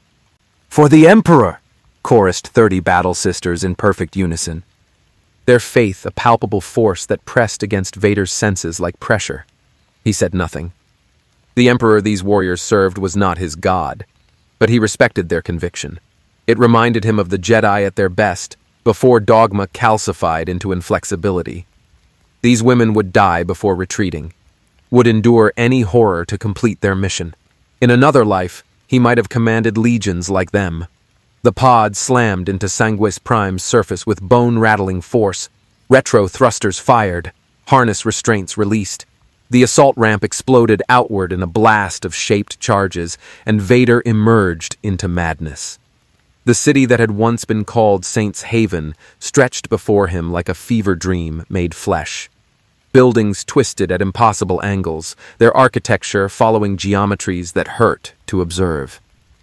The streets were no longer paved with rockcrete, but with something that pulsed and bled when stepped upon. And everywhere, clinging to walls, writhing in the shadows, suspended from cables of woven sinew, were the corrupted. They had been human once. Now they were Slaaneshi cultists, their bodies warped by excess into grotesque beauty. Some possessed too many limbs. Others had skin that shifted colors like oil on water. Many wore expressions of such absolute ecstasy that it bordered on agony. When they saw the strike team, they shrieked with voices that shattered glass and launched themselves forward with unnatural speed. "Purge the unclean!" Sister Carmilla roared, and 30 bolters opened fire simultaneously. The noise was apocalyptic. Mass reactive rounds tore through corrupted flesh, each bolt exploding inside its target in bursts of gore and sacred fury. Cultists died by the dozen, their warped bodies unable to withstand blessed ammunition. But for every one that fell, 3 more emerged from the twisted buildings, howling praises to she who thirsts. Vader ignited his lightsaber. The crimson blade cut through the corruption like a laser through fog. He moved through the cultist horde with the precision of decades of combat experience, each strike calculated for maximum efficiency. A cultist with bladed limbs lunged. He bisected it mid-leap. 3 more surrounded him. He swept his blade in a circle, and they collapsed in pieces. A mutant with psychic abilities tried to assault his mind. He crushed its throat with the force and moved on without breaking stride. "By the throne," breathed Sister Carmilla over the vox. "I have never seen anyone move like that. He fights like a space marine, but faster." "Stay focused," Vader commanded, his mechanical voice cutting through the chaos. "These cultists are chaff. Cannon fodder meant to slow us. The real threat lies ahead." He was right. As the strike team carved through the initial assault, Vader's force senses detected something massive approaching, something that radiated hunger and malice in waves that made his cybernetic systems shudder. Through the twisted streets came a demon, not a lesser imp, but a keeper of secrets, a greater demon of Slaanesh that stood 4 meters tall on digitigrade legs. Its body was simultaneously masculine and feminine, beautiful and horrifying, perfect and utterly wrong. 4 arms ending in crab-like claws spread wide in greeting, and when it spoke, its voice was honey laced with razors. "Ah, the broken one, the machine man who stinks of guilt and shame." The demon's smile revealed too many teeth arranged in too many rows. "You interest me, Darth Vader. Such exquisite pain you carry, such delicious regret. Slaanesh would grant you release from suffering, peace, pleasure beyond mortal comprehension. All she asks is that you kneel and accept her gifts." Vader raised his lightsaber. "I have knelt before false gods before. I learned their promises are poison." "False gods? Oh, you wound me." The demon laughed, and the sound caused 3 stormtroopers to drop their weapons and clutch their heads in agony. "But very well. If you will not accept gifts freely given, we shall take what we desire by force. Your soul will be savored." It lunged with speed that should have been impossible for something so massive. Claws the size of swords slashed toward Vader's head. He rolled beneath the strike, his cape billowing, and came up inside the demon's guard. His lightsaber carved a burning line across its torso, but where the blade touched demonic flesh, reality screamed. Warp energy and force power collided in an explosion of impossible colors. The demon shrieked and backhanded Vader with enough force to send him crashing through a wall. Pain exploded through his cybernetic frame, warning runes flashing across his visual display. The demon followed, moving with predatory grace, its wound already knitting shut with obscene squelching sounds. "You hurt me," it purred. "How delightful. Most weapons simply pass through my essence, but yours actually damages me. What are you? Broken one? What power do you wield that is neither warp nor material?" Vader pushed himself upright, feeling cracked ribs and damaged servos. His breathing apparatus cycled with labored effort. The demon was stronger than he anticipated, not invincible, but formidable enough to be dangerous. He needed advantage, needed to think strategically rather than simply attack. Through the Force, he felt the battle around him. The Battle Sisters had formed a defensive perimeter, their bolters chewing through endless waves of cultists. The sanctioned Psychers maintained their Geller field generators, preventing lesser demons from materializing. But they were being ground down by attrition, and the Keeper of Secrets was a threat they could not overcome, unless he gave them an opening. "You want to know what I am?" Vader asked, his voice carrying across the battlefield. "I am a weapon, forged in betrayal, tempered in pain, and I have killed gods before." He reached out through the Force, not toward the demon, but toward the corrupted buildings surrounding them. Telekinesis gripped steel beams and rockcrete blocks, tons of material held in invisible hands. The demon sensed the gathering power and laughed. "You think to crush me with debris? I am eternal, machine man. I am—" Vader released his grip. The buildings collapsed inward like a closing fist, thousands of tons of matter dropping onto the demon in a single catastrophic moment. The creature shrieked, not in pain, but in surprise, as it was buried beneath an avalanche of twisted metal and corrupted stone. The impact shook the ground like an earthquake. Silence fell, broken only by the hiss of settling debris and distant screaming. Sister Carmilla approached cautiously, her bolter raised. "Is it dead?" "No." Vader's Force senses felt the demon's presence like a cancer beneath the rubble. "Banished back to the warp. It will take time to reform. We have perhaps an hour before it can manifest again." "Then we move. Now!" She activated her Vox. "All units, converge on the cathedral. Lord Vader has bought us time. Do not waste it." The strike team pushed forward through streets that bled and buildings that whispered temptations. Cultists attacked in waves, but the Battle Sisters met them with bolter and chainsword, their faith a shield against corruption. Vader led from the front, his lightsaber carving paths through impossibility, his presence a bulwark of disciplined will against chaos's seductive madness. They fought for 20 minutes of brutal, grinding combat before the cathedral came into view, and Vader understood immediately why conventional assault had failed. The structure defied sanity. What had once been a Gothic cathedral dedicated to the god Emperor now twisted upward in spirals that hurt to observe, its spires reaching toward the blood-red sky like grasping fingers. The walls were made of flesh and stone fused together, pulsing with heartbeat rhythm. Windows showed impossible vistas, landscapes that could not exist, realities that should not be. And from every orifice leaked a pink mist that smelled of exotic perfumes and rotting flowers simultaneously. "The Imperium is thin here," one of the sanctioned Psychers gasped, blood trickling from her nose. "Reality bends. The warp bleeds through. Lord Vader, I do not know if even you can navigate this madness." "I can," Vader said with absolute certainty. Through the Force, he felt the cathedral's true nature. It existed simultaneously in real space and the warp, anchored by Cardinal Lazarix's rituals. Normal beings would become lost in its impossible geometry, their minds shattered by contradictory spatial dimensions. But the Force was not bound by the warp's rules. He could navigate what should not be navigated, could find paths where no paths existed.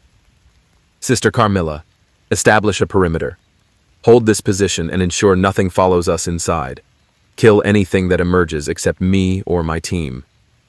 He turned to the Psychers. "You three, maintain Geller fields around us. Maximum power."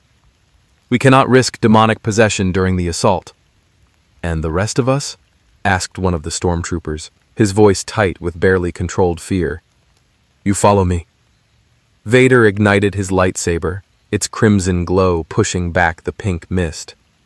"Stay close. Do not look directly at the walls or listen to the whispers. Focus on my presence. Trust my guidance. And no matter what you see, do not stop moving forward." He strode toward the cathedral's entrance.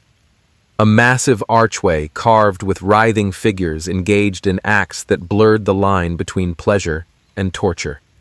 As he crossed the threshold, reality shuddered like a living thing recognizing foreign presence. The whispers began immediately. "So much pain, Anakin. Let us soothe it. Let us ease your suffering. Padme could be returned to you, whole, perfect. All you must do is ask. The Emperor lied to you, served you only pain. We offer only pleasure." Vader ignored them all. He had heard similar whispers on Mustafar, in the dark times after his transformation, in every moment of weakness across 2 decades. These were just new voices singing the same old song. Behind him, his strike team followed. 10 stormtroopers, 5 battle sisters, and 3 sanctioned psychers. They moved through corridors that twisted like intestines, past rooms where physics meant nothing, and time flowed backward. Lesser warriors would have gone mad. But these were inquisitorial veterans, hardened by years of facing horrors most humans never imagined. And they followed Vader because somehow he made the impossible possible. Where they saw only madness, he saw paths. Where they felt reality breaking, he felt the force flowing in currents that could be navigated. He led them deeper, always forward, never hesitating, until they reached the ritual chamber. It was vast, 50 meters across, with a ceiling that seemed to stretch into infinity. At its center stood Cardinal Lazarix, and he was no longer human. His body had been rebuilt by Slaanesh into something that combined angelic beauty with absolute corruption. 6 arms spread wide, each holding implements of pleasure and pain. His face bore a beatific smile, even as tears of blood streamed down perfect cheeks. And around him, arranged in concentric circles, knelt thousands of cultists, chanting in languages that predated humanity. Above them all, reality itself tore open, a warp rift pulsing with pink and purple energies, growing wider with each chanted syllable. Lazarix's eyes, now 7 of them, arranged in a crown pattern, focused on Vader. When he spoke, his voice was simultaneously the most beautiful and most horrifying sound Vader had ever heard. "Welcome, Darth Vader. I have been expecting you. Slaanesh showed me your arrival in my dreams. She whispered that you would be the perfect sacrifice, a fallen warrior seeking redemption, desperate to prove himself worthy, carrying guilt so exquisite it makes gods weep with desire." His smile widened impossibly. "Your soul will be the final component, the keystone. When I consume you, my ascension to demonhood will be complete, and this sector falls to eternal pleasure." Vader raised his lightsaber, its crimson light reflecting in 7 pairs of eyes.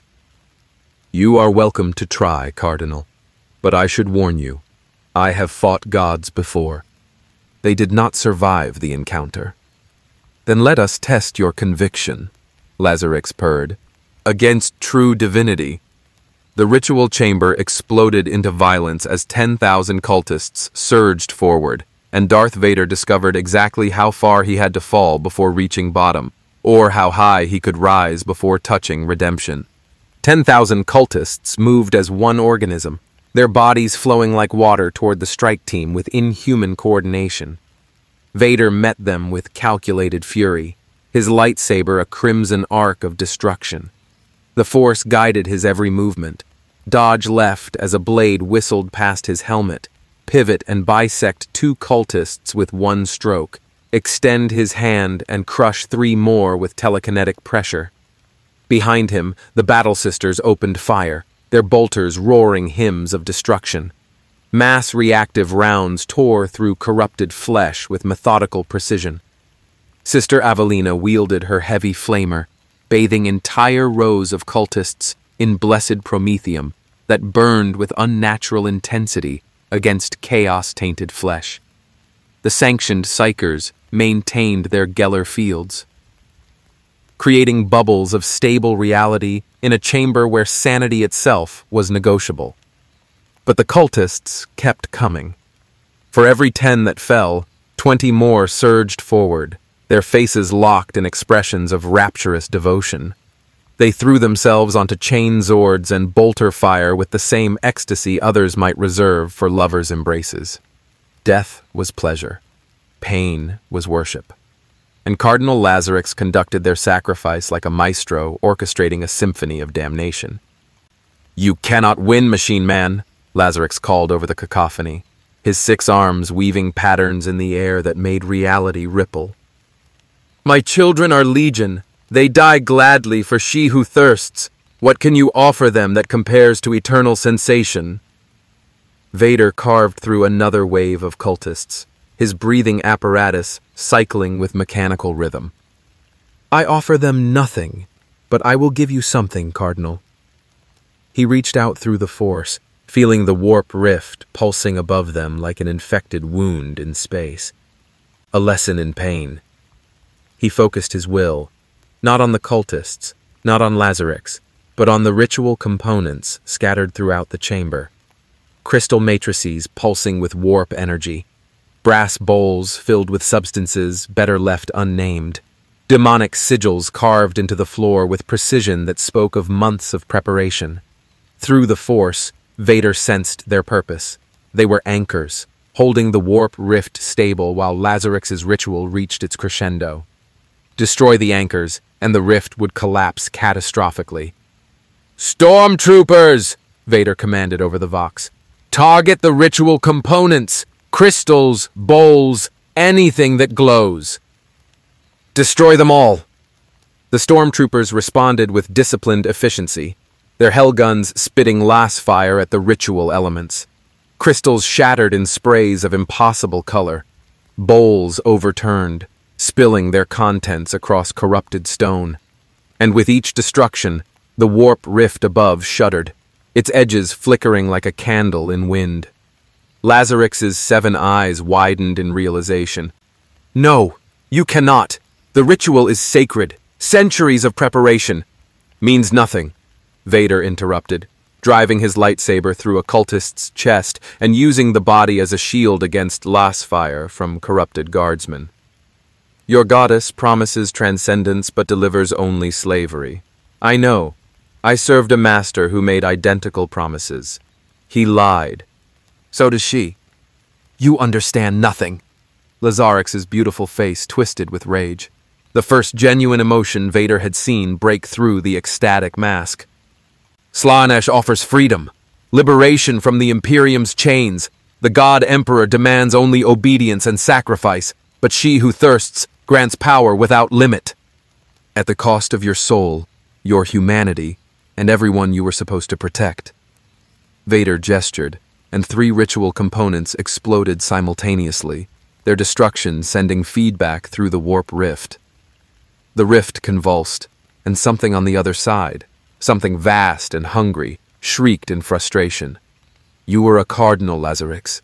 People trusted you, believed in you, and you betrayed them all for power dressed as pleasure." "Yes!" Lazarix spread his 6 arms wide, his face radiant with mad conviction. "Because I saw the truth. The Imperium is a lie. 10,000 years of suffering for an emperor who cannot even speak. Trillions living in darkness, dying in wars that serve no purpose except perpetuating a corpse's dream. I offered my flock something better. I offered them damnation." Vader's voice cut like a blade. "You offered them damnation wearing salvation's mask, just as my emperor did. Just as Palpatine promised order while delivering tyranny. You are not a liberator, Cardinal. You are just another false prophet leading the desperate into darkness." The accusation hit harder than any weapon. For just a moment, Something flickered in Lazarex's 7 eyes. Doubt, regret, the ghost of the man he had been before Slanesh's whispers corrupted him. But the moment passed, drowned beneath decades of rationalization and the goddess's sweet poison. "Then we have nothing left to discuss," Lazarex hissed. "If you will not join us, you will join the sacrificed. Children of Slanesh, kill them all. Feed their souls to your goddess." The cultists surged forward with renewed fervor, but Vader was ready. He had been analyzing the chamber's geometry throughout the fight, mapping exits and weak points with the tactical precision that had made him the Empire's most feared military commander. And he had found what he needed. "Battle Sisters, fall back to the entrance. Fighting withdrawal. Psychers, concentrate your Geller fields on the warp rift itself. Disrupt its stability." "That will cause catastrophic collapse," protested one of the Psychers, her voice strained from maintaining protective barriers. "The backlash could kill us all." "That is why we will not be here when it happens." Vader carved a path back toward the entrance, his lightsaber never still, each stroke precisely calculated to maximize damage while conserving energy. "Trust me. Move. Now." The Imperium's warriors followed orders with the discipline bred from centuries of unquestioning service. They retreated in controlled sequence, Battle Sisters providing covering fire while stormtroopers reloaded, Psychers staggering backward while maintaining their reality-stabilizing fields. It was textbook tactical withdrawal, executed with a precision that would have impressed even the most demanding Space Marine captain. But Lazarex was not finished. With a scream that shattered the few remaining windows, he launched himself forward, not running, but flowing across the ground like liquid corruption. His 6 arms became weapons, claws extending from perfect fingers, mouths opening in his palms to reveal rows of needle teeth. He reached the first battle sister, Sister Seraphine, young and brave, and his claws tore through her ceramite armor like it was paper. She died without a sound, her faith sustaining her even as her body failed. The next sister managed to fire a burst from her bolter before Lazarex's palm mouths clamped onto her helmet and drained something essential from her soul. She collapsed, a withered husk in empty armor. "I will feast on you all," Lazarex shrieked, his voice no longer beautiful but raw with hunger. "Your pain will be my sacrament. Your screams will be my hymns." Vader turned and raised his hand. Lazarex, moving at speeds that should have been impossible, suddenly stopped. His 6 arms clawed at his own throat as invisible pressure constricted around it. His 7 eyes bulged, his perfect face contorting with shock and rage, and for the first time since his fall, genuine fear. "You asked what I am," Vader said, walking toward the suspended cardinal with mechanical deliberation. "I am the consequence of choices. I am what remains when power burns away everything else. I am a father who murdered children because his master commanded it. A husband who killed his wife through anger and fear. A Jedi who betrayed everything he stood for because he was too weak to accept loss." He tightened his grip, and Lazarex's vertebrae creaked. "But I am also the student who learned, too late, that power without principle is just cruelty. The warrior who discovered that strength means protecting, not destroying. The broken man who chose, in his final moment, to die standing rather than live kneeling." Vader lifted Lazarex higher, the cardinal's perfect form thrashing in mid-air. Behind them, the warp rift convulsed as the Psychers' combined assault destabilized its anchors. Reality screamed. The Imperium bled through in torrents of impossible color. And from beyond the veil, something vast and terrible noticed the disruption and began forcing its way through. "Your goddess comes," Vader observed. "Not to save you, but to claim what you promised her. Billions of souls, a sector consumed by excess, but she will not have them, not today." He threw Lazarex, not backward into the chamber, but upward into the collapsing warp rift itself. The cardinal's scream lasted exactly 3 seconds before the rift swallowed him. his perfect body torn apart by energies that existed beyond mortal comprehension.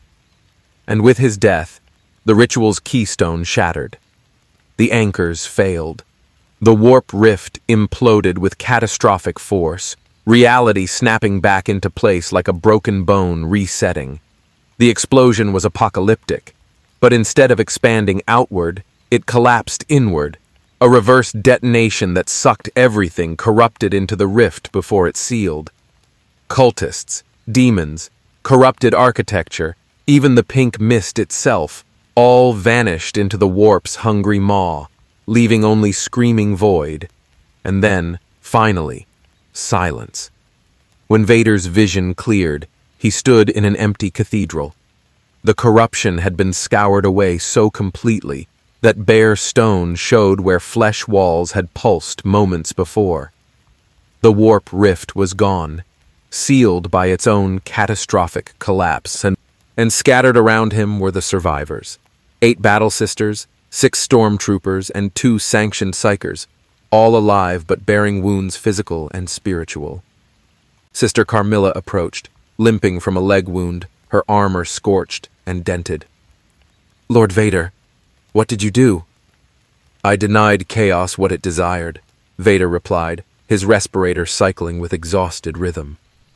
"And gave Cardinal Lazarix exactly what he deserved, eternity in the embrace of the goddess he served. She will not be kind." The sister studied him for a long moment, her expression unreadable behind her helmet. Then she knelt, and her surviving sisters followed suit. "You saved us. You saved this world. The God Emperor truly works through you, Lord Vader." Vader wanted to correct her, to explain that the Force was not the Emperor, that his power came from a different source. But what would be the point? These warriors needed their faith. It sustained them through horrors that would break lesser souls. Who was he to deny them comfort? "Stand," he said instead. "We have won this battle, but the war continues. This was one world, one cult. Chaos is eternal and will return. We must be ready." His vox crackled to life. "Lord Vader, this is Inquisitor Velmac. I monitored everything through your armor's vid capture. The cathedral's collapse registered on orbital sensors. Half the city was cleansed in the implosion. Casualties among the corrupted, total. Civilian survivors, estimated 11 million across secured zones." A pause. "You exceeded all expectations. Return to the Eternal Vigil. We have much to discuss." As Vader led his survivors back through streets now empty of corruption, he felt the weight of what he had done. Millions saved. Billions more across the sector spared Chaos's touch. A cardinal-turned-demon denied his ascension. By any measure, a victory. But 2 battle sisters lay dead in that cathedral. Good warriors, faithful servants, cut down by a threat they never should have faced if their own spiritual leader had remained true. And across Sanguis Prime, millions still suffered. Those who had resisted corruption but lost everything. Those who had been wounded by the battle. Those who would never forget the horrors they had witnessed. Victory, yes, but victory coated in ash and paid for in blood. In the 41st millennium, Vader was learning, there were no clean victories, only survival, purchased at terrible cost, measured in the screams of the dying and the prayers of those who endured. Perhaps that was why he had been brought here. Not to find redemption in triumph, but to learn that redemption was not a destination, but a choice made daily in the face of endless darkness. A choice to stand, to fight, to protect. Even when protection meant destruction, even when mercy required violence, even when the only path forward led through fire. He had been Darth Vader, enforcer of tyranny, for decades. Perhaps here, in this nightmare galaxy, he could finally become something else. Not Anakin Skywalker. That man was dead, burned away on Mustafar. Not Darth Vader. That identity had died with Palpatine. But something new. Something forged in the 41st millennium's crucible. A dark night, perhaps. serving an empire he did not fully trust, fighting for people who feared him, wielding terrible power in defense of those who could not defend themselves. It was not redemption, not yet, but it was a beginning. The Eternal Vigil held a celebration that night, though celebration in the Inquisition meant solemn prayer services, ritual scarification for those who had survived corruption's touch, and the sanctification of weapons through blood and oil. Vader attended but did not participate, standing apart in his quarters while the Imperium's faithful gave thanks to their God Emperor for deliverance. Through the ship's hull, he felt the planet below. Sanguis Prime was wounded, but alive. Its corruption burned away like infection cauterized with flame. Imperial Guard regiments had landed in the power vacuum, establishing martial law and beginning the grim work of identifying survivors versus those too tainted to save. Billions would be processed, judged, and either reintegrated or executed. The Imperium's mercy was swift and brutal in equal measure. Vader understood the necessity. He had seen Chaos's corruption firsthand. It was not simple evil that could be reasoned with or rehabilitated. It was spiritual cancer that spread through proximity, thought, and weakness. Those deeply tainted became vectors for damnation, capable of corrupting entire populations if left unchecked. But understanding necessity did not make it easier to witness. The screams of the condemned echoed across Vox channels as firing squads worked through the night. Men and women who had perhaps only made one mistake, entertained one forbidden thought, experienced one moment of weakness, now paying with their lives because the Imperium could not risk allowing corruption to spread. Contemplating the cost of victory, Inquisitor Velmac entered without knocking, as was his right aboard his own ship. He carried 2 glasses of Amasec and offered one to Vader. "You fought well today. Better than I anticipated. The Mechanicus analysis of your combat recordings suggests you achieved a 97% efficiency rating, higher than most Space Marine captains." Vader accepted the glass but did not drink. His respiratory system could not process alcohol safely. Efficiency is cold comfort for those who died. 2 battle sisters. 4 stormtroopers initially, though 2 more succumbed to wounds aboard the ship. Velmac's augmented eye whirred as it focused on Vader. An acceptable loss ratio given the threat level. You preserved 90% of your strike force while eliminating a demon prince in Ascension.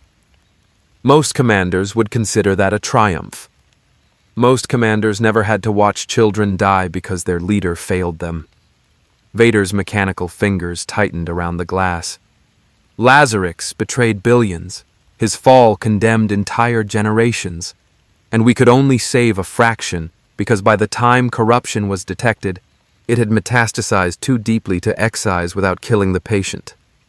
Velmac studied him with an expression that might have been respect. "You understand the Imperium's greatest tragedy. We are always reacting, never preventing. By the time we identify threats, they have already done irreparable harm. We can only limit the damage, not undo it." He sipped his Amasec. "This is why the Inquisition exists. To be the scalpel that cuts before the cancer spreads. To make the hard choices others cannot stomach. To sacrifice the few for the many, always." "And who decides who constitutes the few?" Vader asked. "Who determines which lives are expendable and which are worth preserving?" "We do. I do. Every day. With every decision." Velmac's natural eye met Vader's helmet without flinching. "It is a burden that has driven better men than me to madness or suicide. But someone must carry it, because the alternative is extinction. The galaxy is not kind, Lord Vader. It does not reward mercy or hesitation. It rewards only strength, vigilance, and the will to do what must be done." "I have heard that philosophy before," Vader said quietly. "From Emperor Palpatine, from Grand Moff Tarkin, from every Imperial officer who justified atrocity with necessity. They destroyed Alderaan, an entire planet, billions of lives, to make an example. They said it was necessary. That sacrifice of the few saved the many, but all it did was breed more rebellion, more hatred, More war. Perhaps, Velmac acknowledged. But your Imperium fell, did it not? Rebels destroyed it from within because it was built on fear without faith, power without purpose. Our Imperium survives because we do not simply rule through terror. We offer something greater. Faith in the God Emperor. Belief in humanity's destiny. The promise that suffering serves a holy purpose. Does it? Vader turned from the viewport. Does the God Emperor truly care about the trillions who die in his name? Or is he simply another tyrant who has perfected the art of making people embrace their chains? The temperature in the chamber dropped. Servo's skulls recording the conversation shuddered. And Velmac's hand moved toward his plasma pistol before conscious thought could stop the reflex. For 3 seconds, the chamber balanced on a knife's edge between conversation and violence. Then Velmac laughed, a harsh, bitter sound devoid of humor. You are either supremely brave or supremely foolish to question the God Emperor in front of an Inquisitor. I have executed men for lesser heresies. His hand moved away from his weapon. But I will not kill you for asking honest questions, because I have asked them myself, in the darkness, when no one was watching. When the weight of 10,000 deaths authorized by my signature became too heavy to bear. He drained his glass. The truth, Lord Vader. I do not know if the Emperor still cares. I do not know if he even remains capable of caring. Sustained as he is by machinery and the sacrifice of 1,000 psychers daily, perhaps he is only a corpse whose divine will burned away millennia ago. Perhaps we maintain him through faith alone, creating our own God through sheer desperate belief. And if that is true, Vader asked, if your Emperor is only what you make him, what does that say about the Imperium? That we are simultaneously the most magnificent and most tragic species in the galaxy. Velmac poured himself another drink. We have survived 10,000 years of horrors that should have destroyed us countless times. We hold back chaos through faith and fire. We defy Xenos who would exterminate us as vermin. We endure because we refuse to accept extinction. His voice softened. If we created our own God to give ourselves strength to survive, is that not the most human thing imaginable? To look into the void's face and say, no, we will not go gently. We will rage and fight and cling to existence even if we must forge our own salvation. Vader was silent, processing this theological admission from a man whose job was enforcing orthodoxy. You are more honest than I expected, Inquisitor. I am practical, Velmac corrected, and I recognize you are not someone who accepts comfortable lies. You have seen through too much deception in your past to tolerate it now. He set down his glass. So I will be direct. The Imperium needs you, Lord Vader. Not because you are powerful. We have powerful servants. Not because you are skilled. We have skilled warriors. We need you because you understand the cost of failure. You carry guilt for atrocities committed, which means you possess the moral capacity to choose differently. You want me to be your weapon, Vader said, aimed at enemies too dangerous for conventional forces. I want you to be what you choose to be, Velmac replied. A weapon, yes, but one wielded by your own hand, not mine. You proved today that you can resist chaos, fight effectively, and make tactical decisions that save lives. Those abilities are rare, precious, and desperately needed. He activated a hololith projector and a star map appeared between them. Dozens of systems glowed red. Threats identified, conflicts ongoing, corruption festering. These are the fires I must extinguish. Heretic uprisings, demonic incursions, Xenos invasions, Genestealer cult infestations.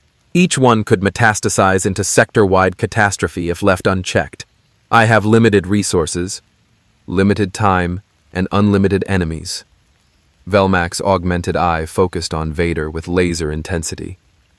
I am offering you a position in my retinue, not as a subordinate, but as a peer, a fellow commander with autonomy to operate as you see fit. You would lead strike teams, resolve crises, and help me hold back the darkness. In exchange, you would have access to Imperial resources, protection from those who see you as a threat, and purpose beyond simple survival. And if I refuse, then you remain free but purposeless, an anomaly in a galaxy that does not tolerate anomalies long. Eventually, someone will decide you are too dangerous to leave alive, perhaps a different Inquisitor, less pragmatic than I.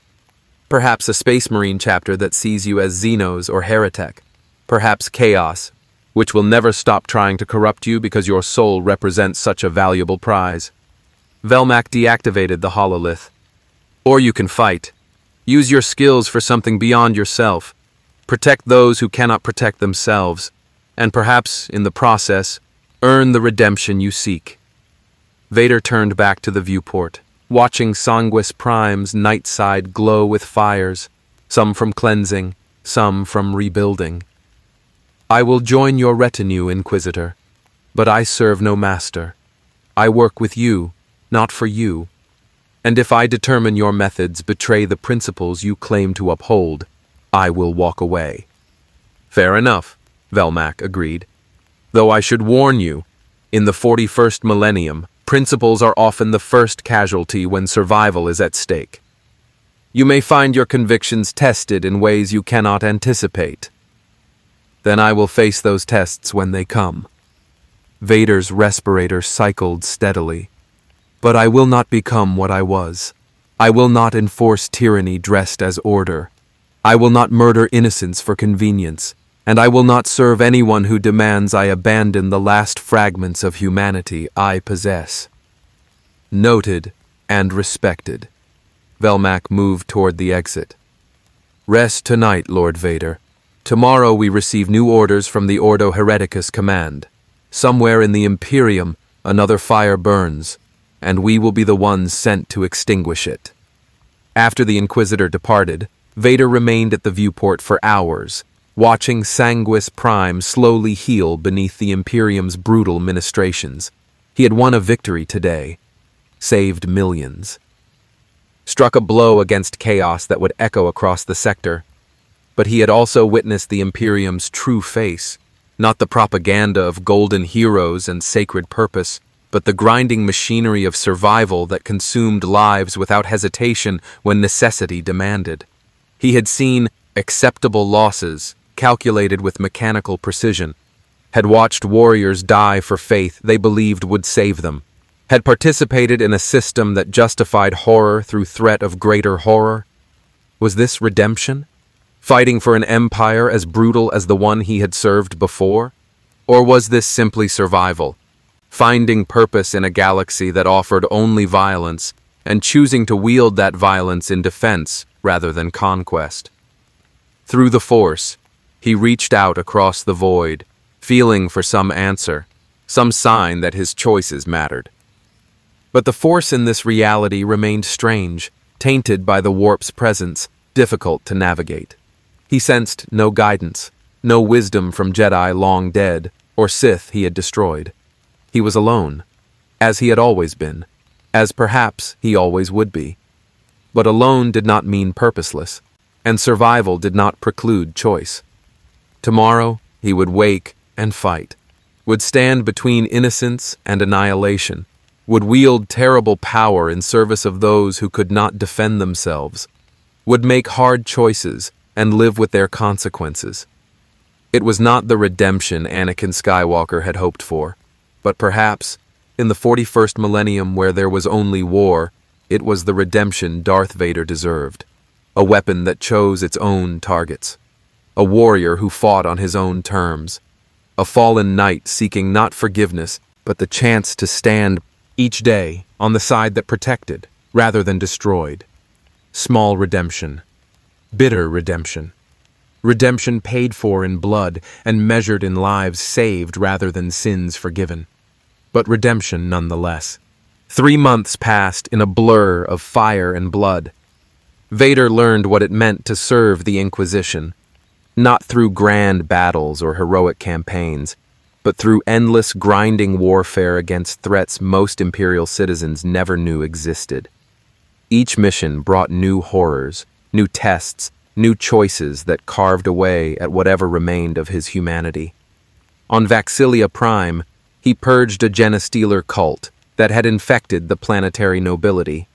The cultists wore the faces of generals and governors, their minds rewritten by alien parasites to serve the Great Devourer. Vader executed 200 nobles in a single night, his lightsaber burning through flesh that looked human but hosted Xeno's corruption. Their children watched, their spouses screamed. And Vader did what was necessary, because the alternative was allowing the Tyrannid Hive fleet to follow the psychic beacon these hybrids broadcast. Acceptable losses, an entire generation of aristocracy. Lives saved, 3 billion. On Mortuus 7, he infiltrated a Nurgle death cult preparing to unleash a plague that would have rotted an entire hive city from within. The cultists were not monsters. They were physicians who had lost too many patients, parents who had watched children die of preventable disease, workers who suffered in toxic environments without hope of relief. Nurgle had whispered to them, offering freedom from suffering through acceptance of decay. Vader killed them anyway. Crushing the plague cauldrons with the Force and watching disease-bearers dissolve into soup while they begged him to understand they only wanted the pain to stop. Acceptable losses. 4,000 cultists, most formerly loyal citizens. Lives saved, 17 billion. On Sanctum Metallics, he faced a Chaos Space Marine warband, the Crimson Prophets, traitors who had turned from the Emperor 10,000 years ago and now served Tzeentch. These were not desperate humans corrupted by circumstance. These were warriors who had chosen damnation with full knowledge of its cost. Vader fought them across a ruined factorum, his lightsaber clashing against chain axes and power swords wielded by post-human giants who laughed at death. He killed 3 before their champion, a sorcerer lord named Karvash, the Ever-Changing. Trapped him in a psychic maze designed to break his mind. But Vader had been trained by Jedi Masters and Sith Lords. His mental discipline was a fortress built on decades of meditation and control. He walked through Karvash's illusions like they were smoke, found the sorcerer's true location, and crushed his primary heart with telekinetic precision. The warband fled, and the Mechanicus reclaimed their Forge world. Acceptable losses. 37 Skitarii Rangers, 12 Battle Sisters, 1 entire Manufactorum. Lives saved. Unmeasurable. The Forge world produced weapons for 3 sectors. Each victory added another layer to the legend growing around Vader. Across the Imperium's vast bureaucracy, reports accumulated. Astropathic messages whispered his name. Soldiers who had fought beside him told stories of the black-armored warrior who moved like death incarnate, who spoke with the authority of ancient commanders, who showed no fear and offered no mercy. Some called him the Emperor's Dark Angel. Others named him the Wraith of Vengeance. A few, in quiet corners where inquisitorial ears could not hear, whispered that he might be the Emperor's judgment made manifest, a warrior sent to punish the unfaithful and reward the worthy. Vader ignored the rumors and focused on the work. Each mission taught him something about this galaxy's nature. He learned to recognize chaos corruption by its psychic stench, learned to identify Genestealer cult patterns by their infiltration tactics, learned which Imperial commanders could be trusted and which required watching for signs of incompetence or treachery. And slowly, grudgingly, he learned to work with Inquisitor Velmac. The man was everything Vader despised about authority: paranoid, ruthless, willing to sacrifice anything for victory. But he was also competent, honest about his methods, and capable of learning from mistakes. After Vader prevented an unnecessary orbital bombardment on Hesperus III by identifying that the demonic incursion was actually an Imperial psyker whose powers had gone out of control, Velmac began consulting him before authorizing extreme measures.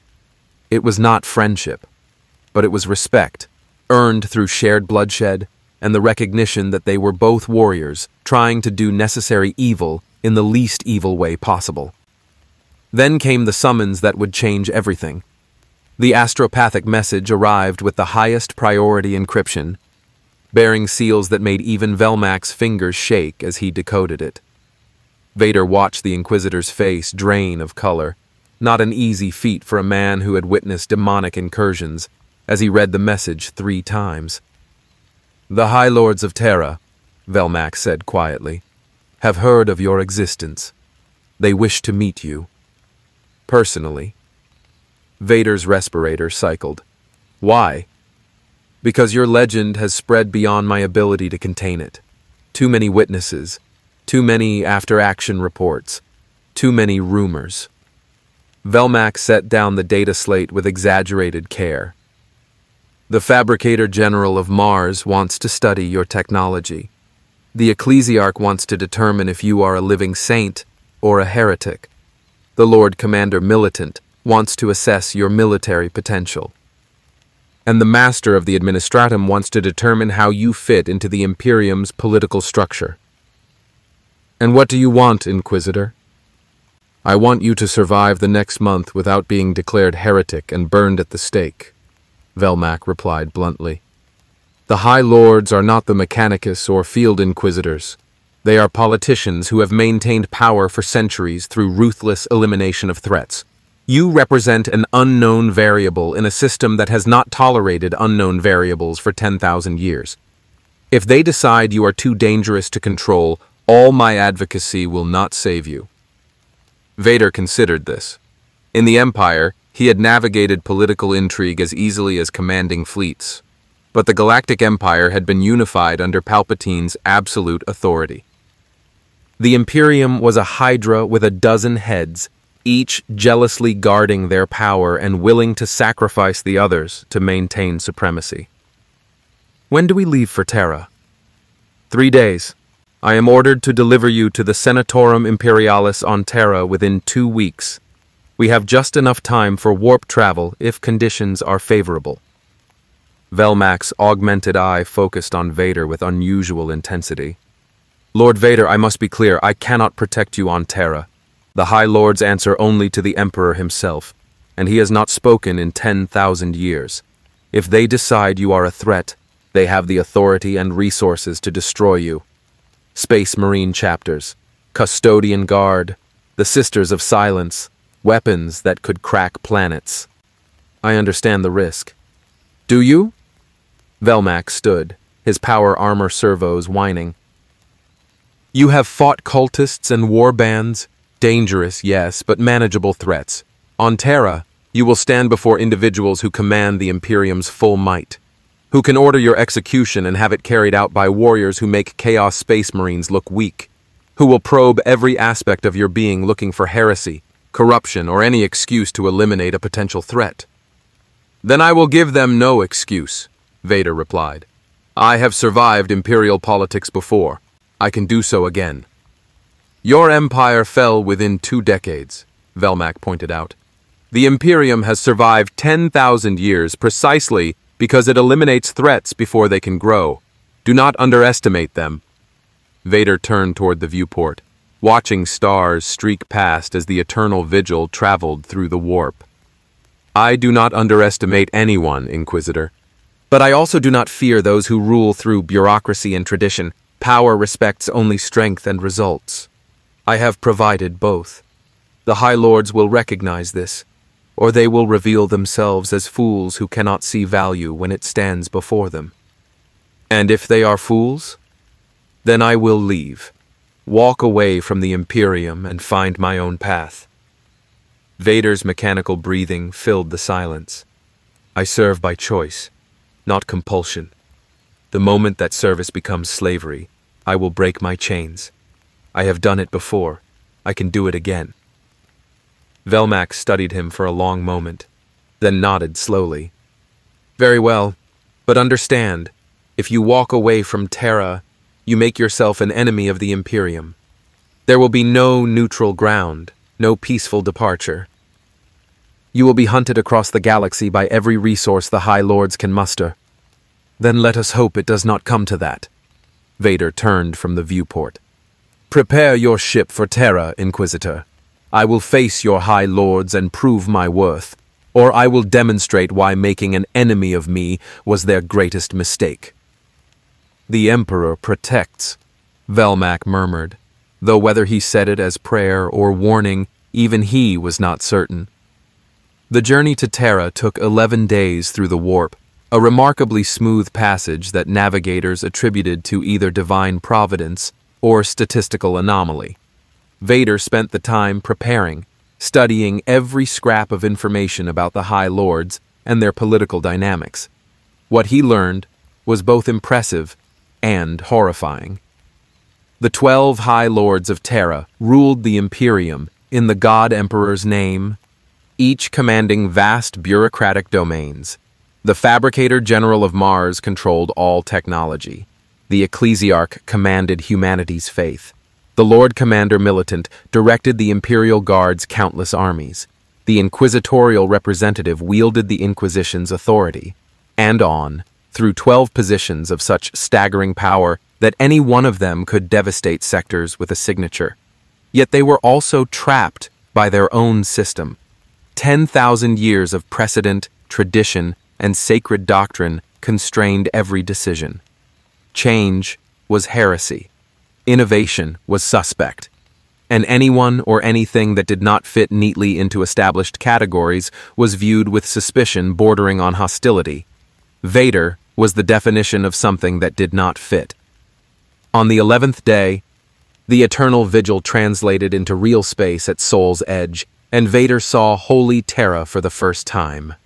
The planet was a monument to humanity's triumph and tragedy in equal measure. Continents were covered with hive cities that scraped the stratosphere. Oceans had been drained centuries ago to provide space for more habitation.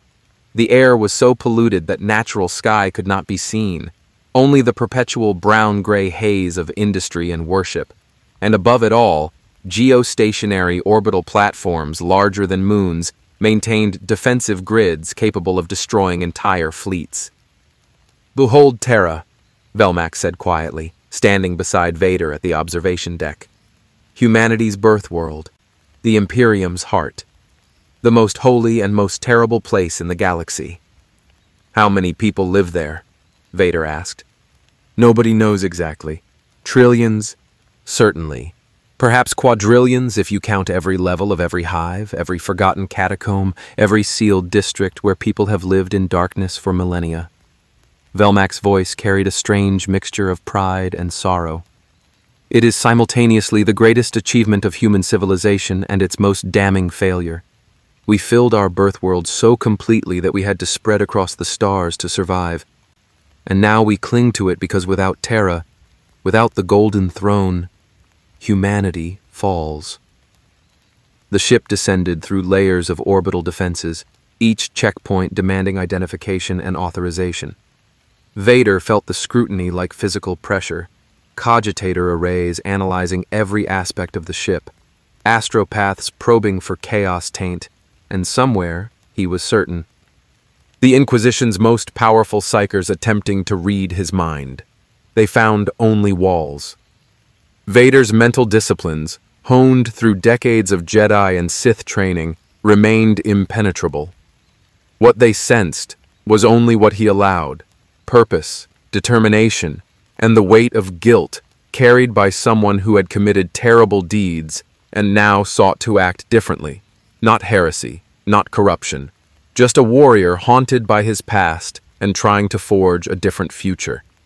The Eternal Vigil landed in the Inquisitorial District, a fortress complex the size of a continent, dedicated to the holy work of identifying and eliminating threats to humanity.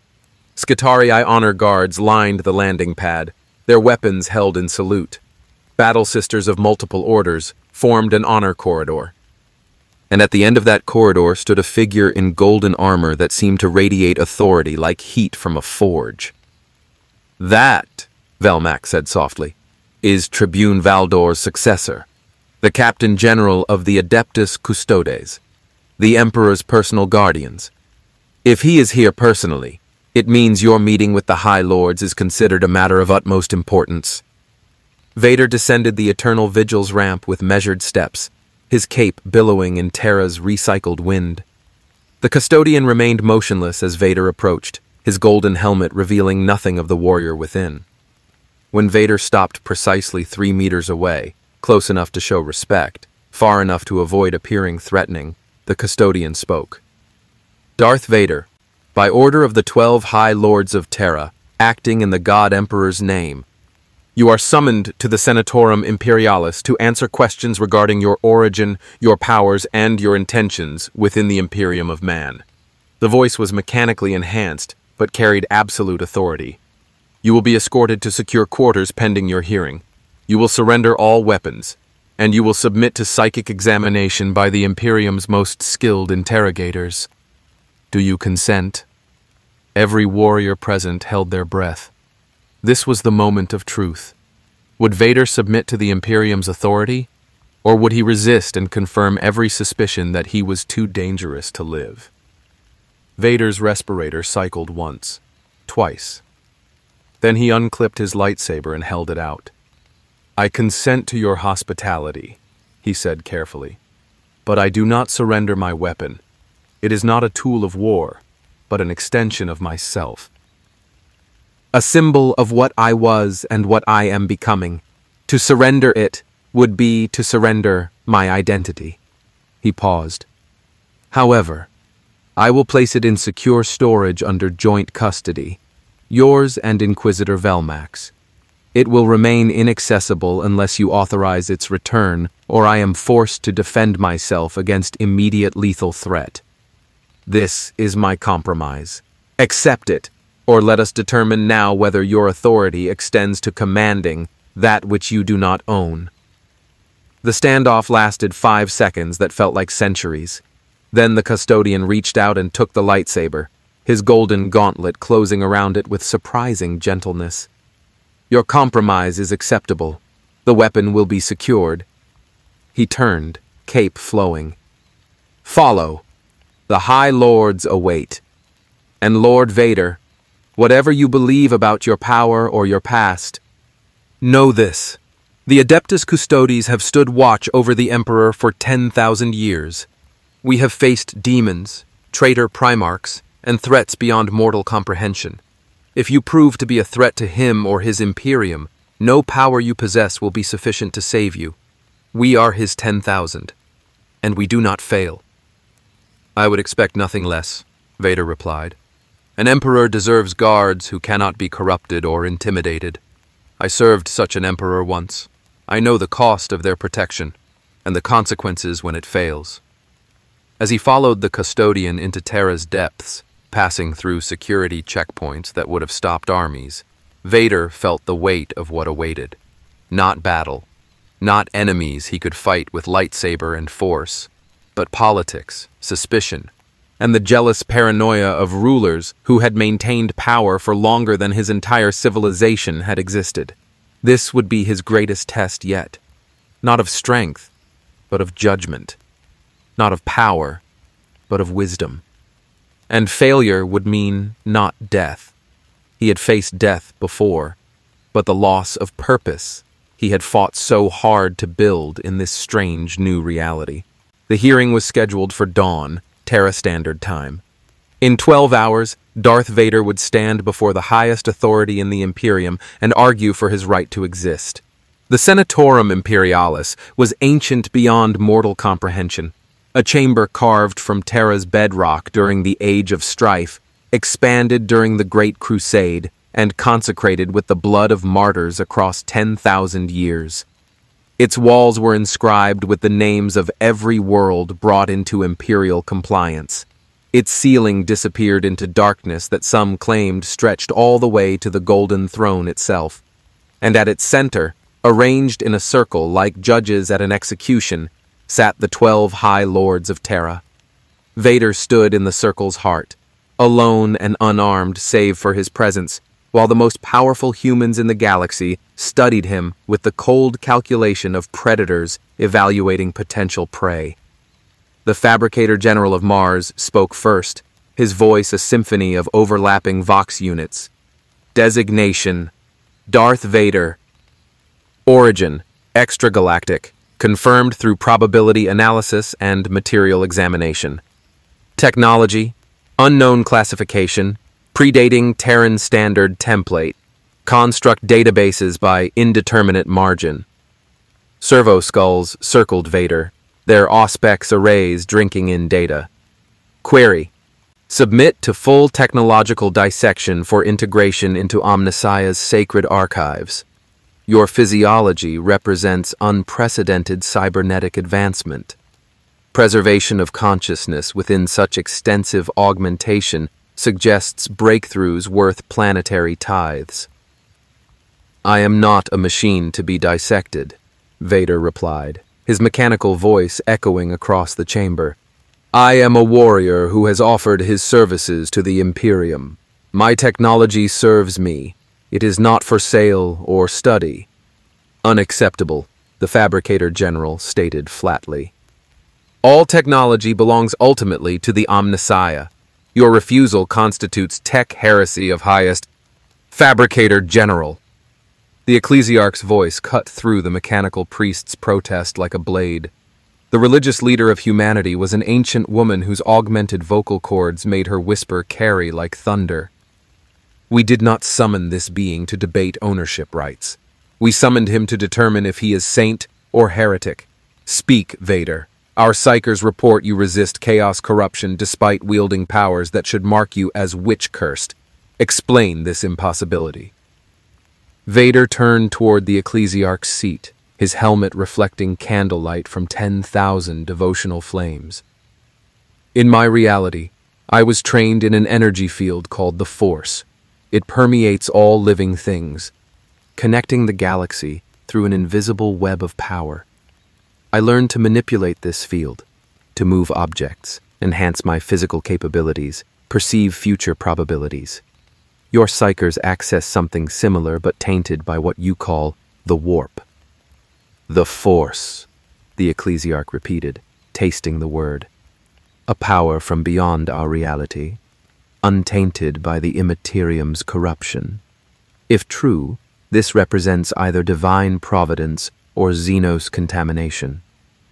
Her ancient eyes fixed on Vader with unsettling intensity. Tell me, this Force of yours, does it answer prayer? Does it demand worship? Does it judge the righteous and punish the heretic? No, it simply exists. It has no will, no consciousness, no divine plan. It is a tool, nothing more. Whether it serves light or darkness depends entirely on who wields it. Then it is powerless, the ecclesiarch declared. Only the God Emperor possesses true divine authority. Only through him can humanity be saved. Your Force is at best a pale shadow of his glory, at worst, a Xenos trick designed to lead the faithful astray. Before Vader could respond, the Lord Commander Militant leaned forward. He was a mountain of a man, his body augmented with rejuvenat treatments and combat implants that made him appear perpetually middle-aged despite centuries of service. Theological debates bore me. I care only about tactical value. Vader, Inquisitor Velmac's reports suggest you possess capabilities exceeding most sanctioned Imperial assets. 3 cult purges, 2 demon banishments, 1 Chaos Space Marine warband defeated. Impressive, but achieved with significant inquisitorial support. He activated a hololith showing tactical scenarios. Demonstrate your abilities. Prove you are worth the political complications your existence creates. Show us what makes you valuable enough to overlook the fact that you are an unquantifiable threat. Vader surveyed the chamber. 10,000 eyes watched. Battle sisters standing guard, custodians monitoring from shadows, servo skulls recording every word. This was a test, certainly, but it was also an opportunity to demonstrate not just power, but control, discipline, the difference between a weapon and a warrior. Very well.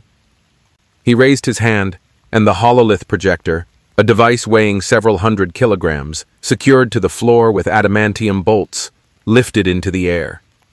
It floated with perfect stability, rotating slowly as Vader manipulated it with telekinetic precision.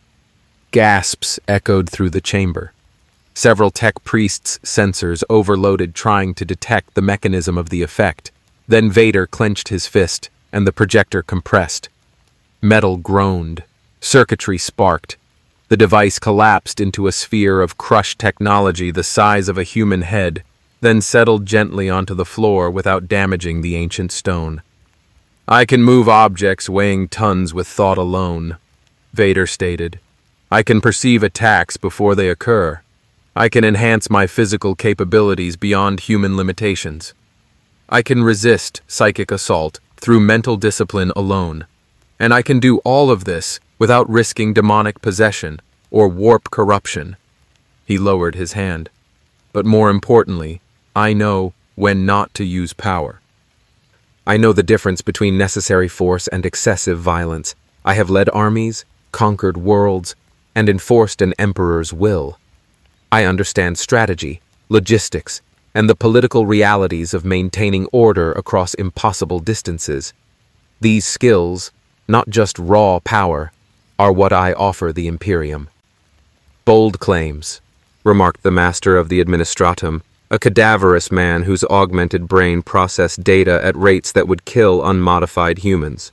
"But claims require verification.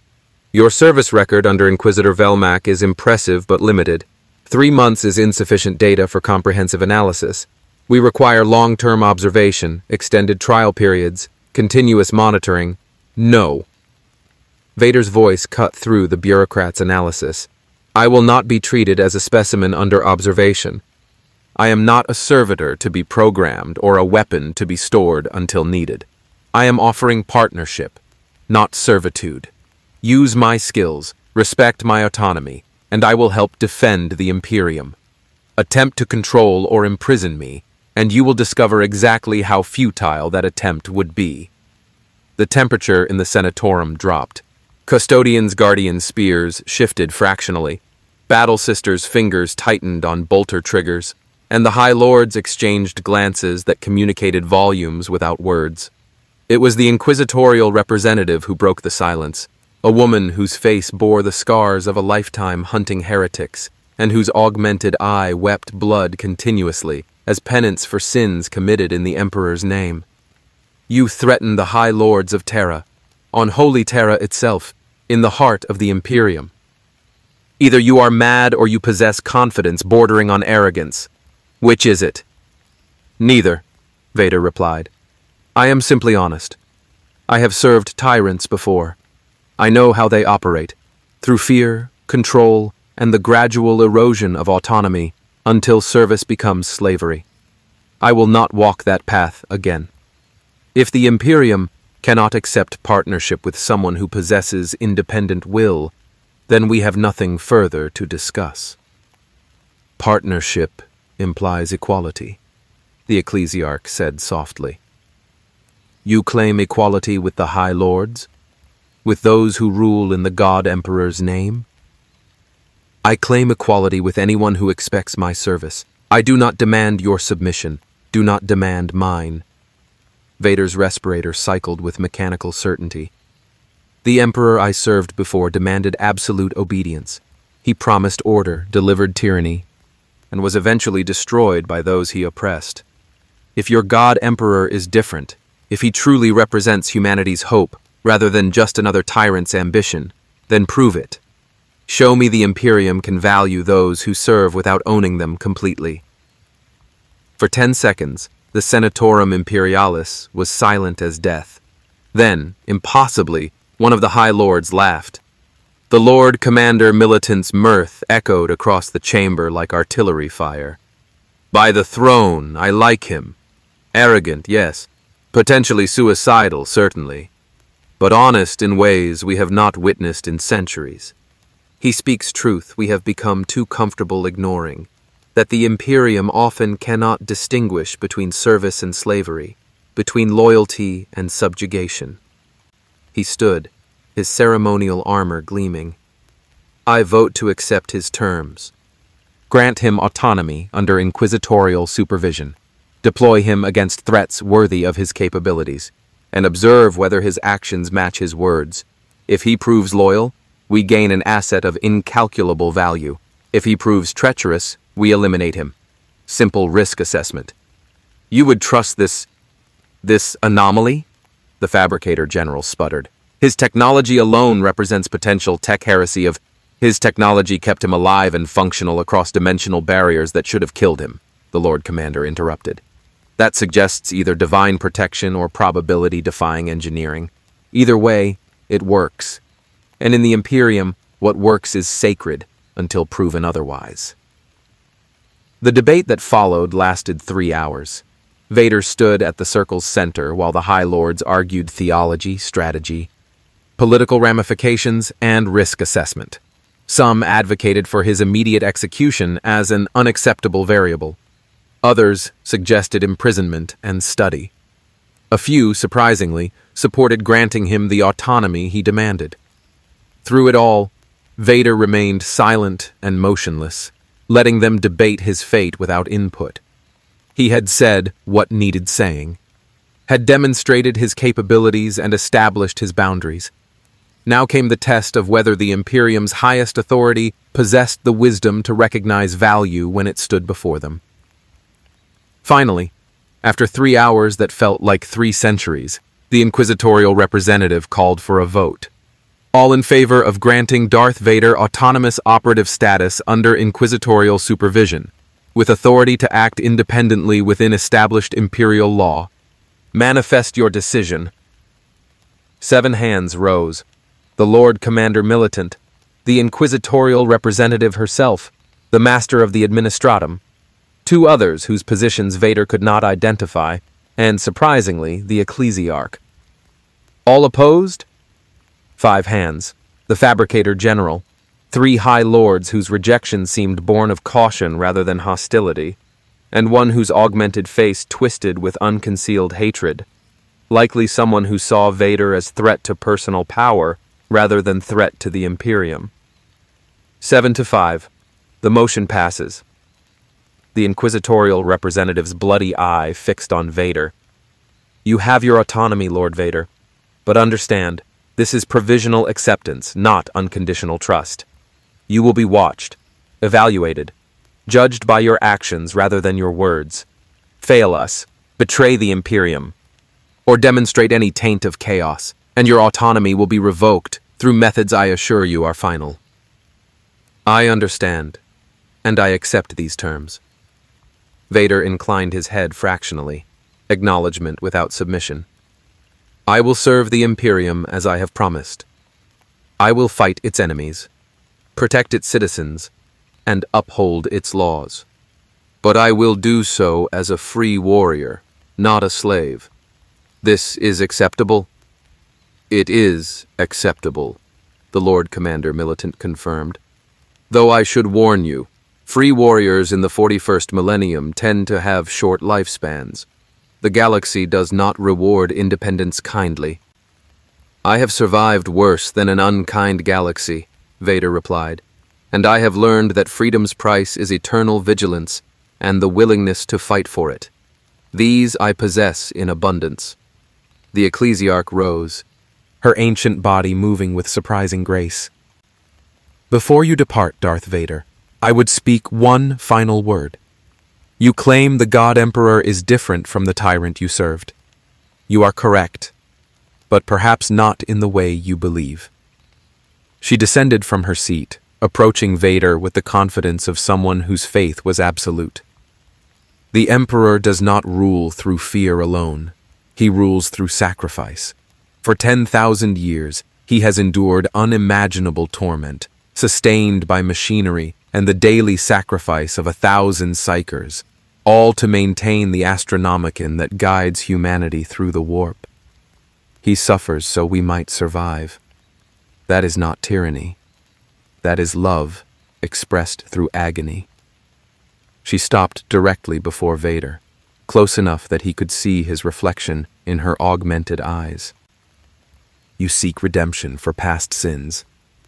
You wish to be more than the weapon you were forged to be. Then learn from him. Learn that true power is not dominion, but service. Not control, but sacrifice. Not forcing others to kneel, but standing so they might rise. Her voice dropped to a whisper only Vader could hear. You carry guilt like chains, machine man. Perhaps, in service to him who suffers eternally, you will discover that redemption is not escape from chains, but learning to bear them without being destroyed by their weight. With that, she turned and departed, leaving Vader alone at the circle's center, with words that cut deeper than any weapon. The other High Lords filed out in order of precedence, each pausing to study him, evaluating, calculating, judging. The Fabricator General's last glance promised future attempts to acquire his technology. The Lord Commander Militant's nod suggested respect earned through honest confrontation. The Master of the Administratum's expression revealed nothing, hidden behind bureaucratic neutrality. Finally, only the Captain General of the Custodes remained. The Golden Warrior approached with steps that seemed to shake reality itself, stopping precisely 1 meter from Vader. This close, Vader could feel the being's power, not psychic or technological, but something else. Transhuman excellence refined across 10 millennia. Genetic engineering beyond anything the Empire had achieved. A warrior crafted not just to kill, but to protect. You have been granted autonomy, Darth Vader. But know this, the Adeptus Custodes Vigil is eternal.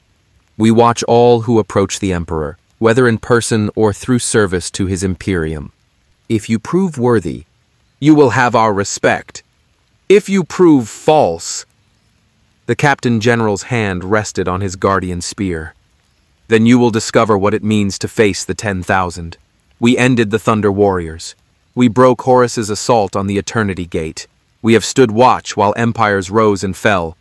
One-dimensional traveler, regardless of power, will not breach our guard. I would expect nothing less, Vader replied. An emperor deserves guardians who cannot be bought, corrupted, or intimidated. I respect that. I respect you. The Captain General tilted his head fractionally. Acknowledgement or warning, Vader could not tell. Then he too departed, leaving Vader alone in the ancient chamber.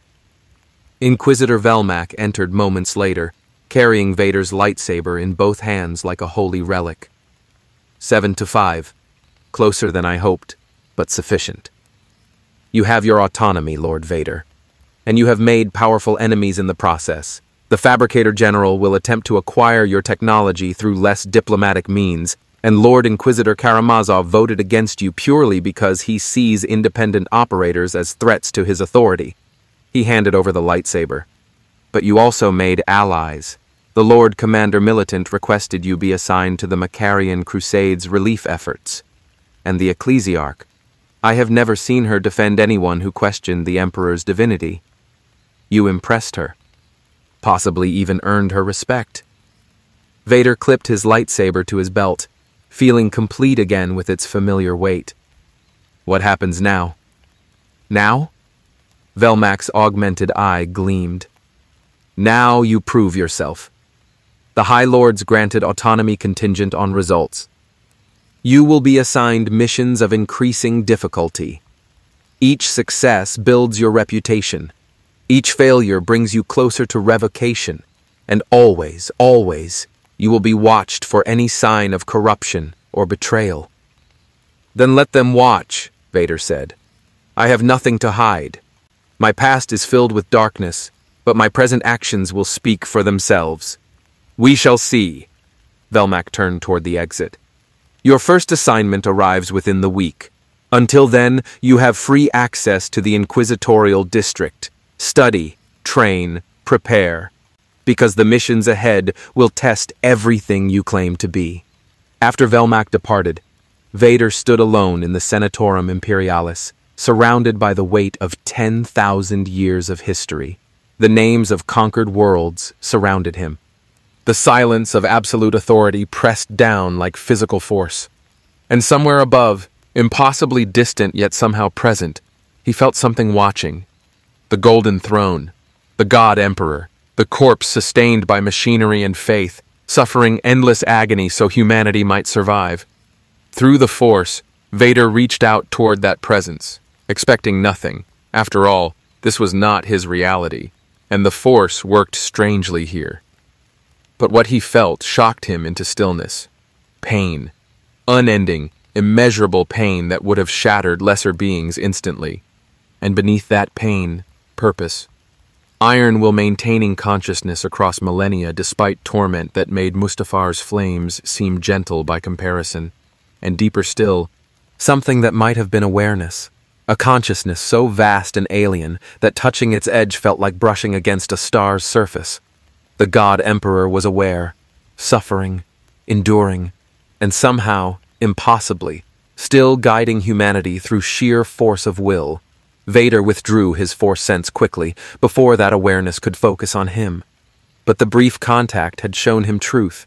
The ecclesiarch understood, and most Imperial citizens could not comprehend. The Emperor was not a tyrant demanding worship. He was a being who had sacrificed everything, including his own existence, to protect a species that could not protect itself.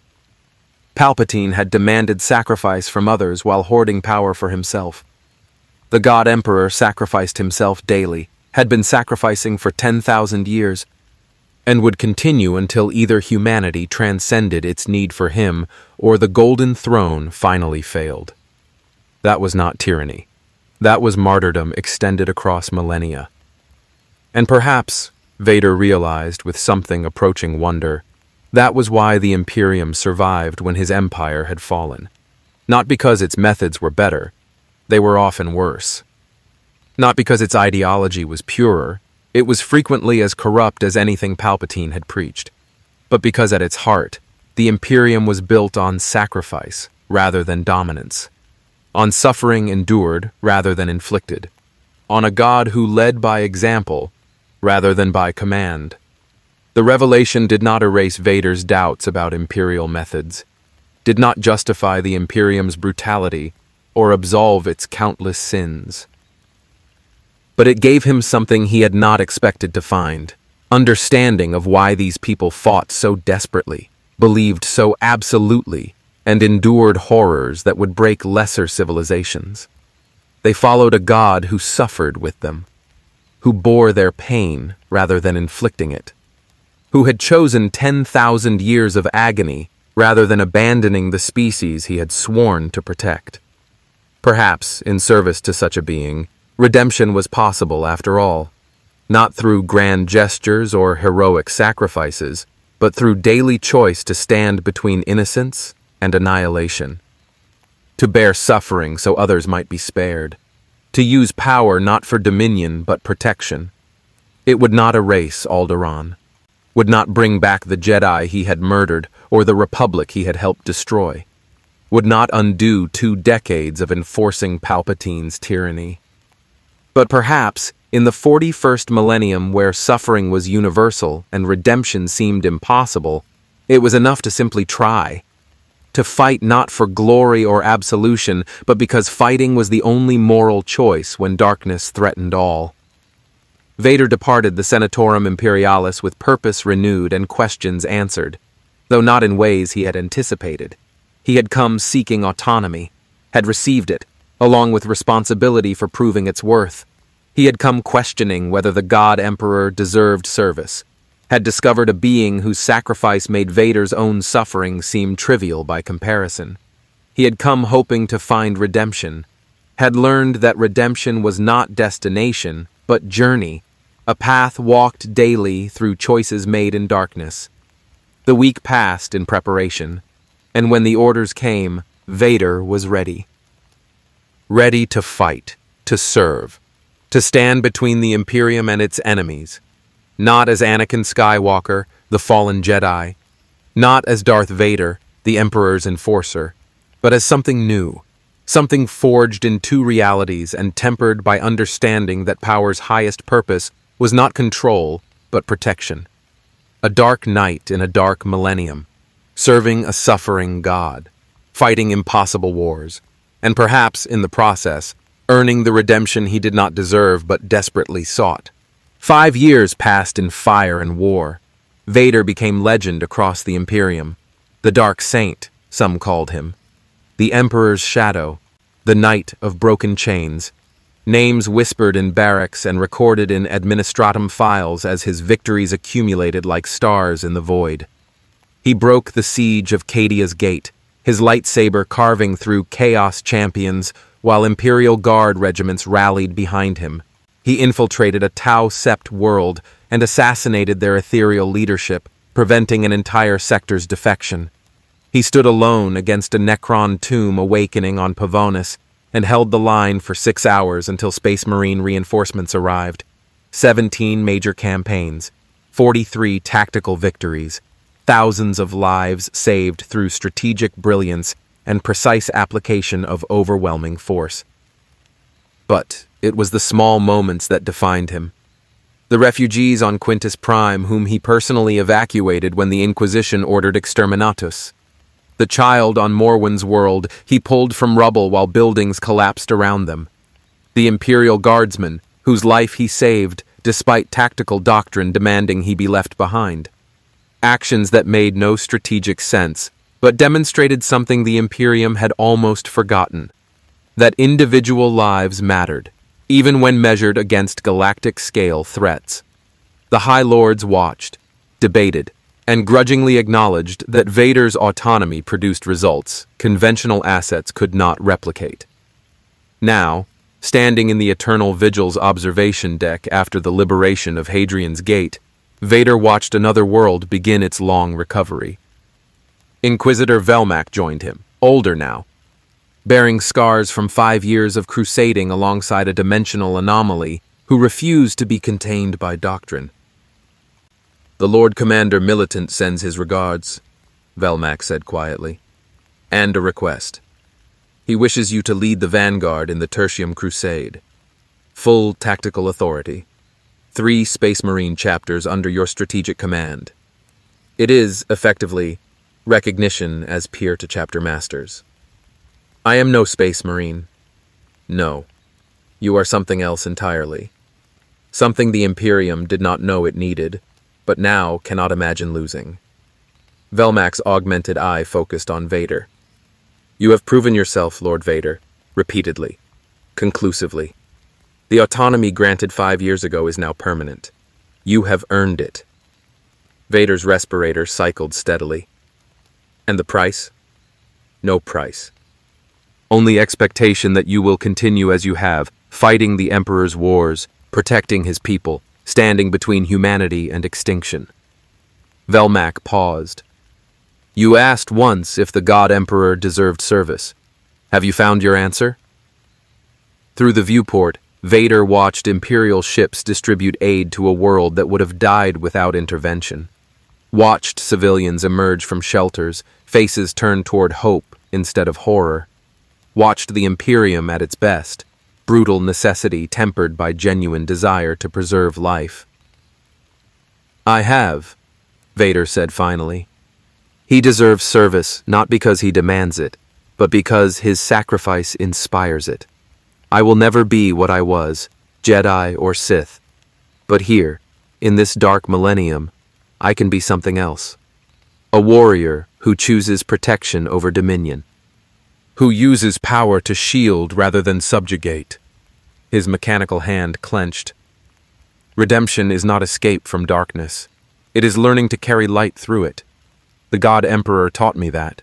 Through 10,000 years of agony, he never abandoned humanity. I can do no less." "Then welcome truly to the Imperium of Man," Velmac said. "And may the Emperor protect you, Dark Saint, for the wars ahead will test even your resolve." Vader's cape settled around him like folded wings. "Let them come. I have fallen as far as any being can fall. I have risen through discipline and choice. And I will stand, for as long as strength remains, between innocence and annihilation."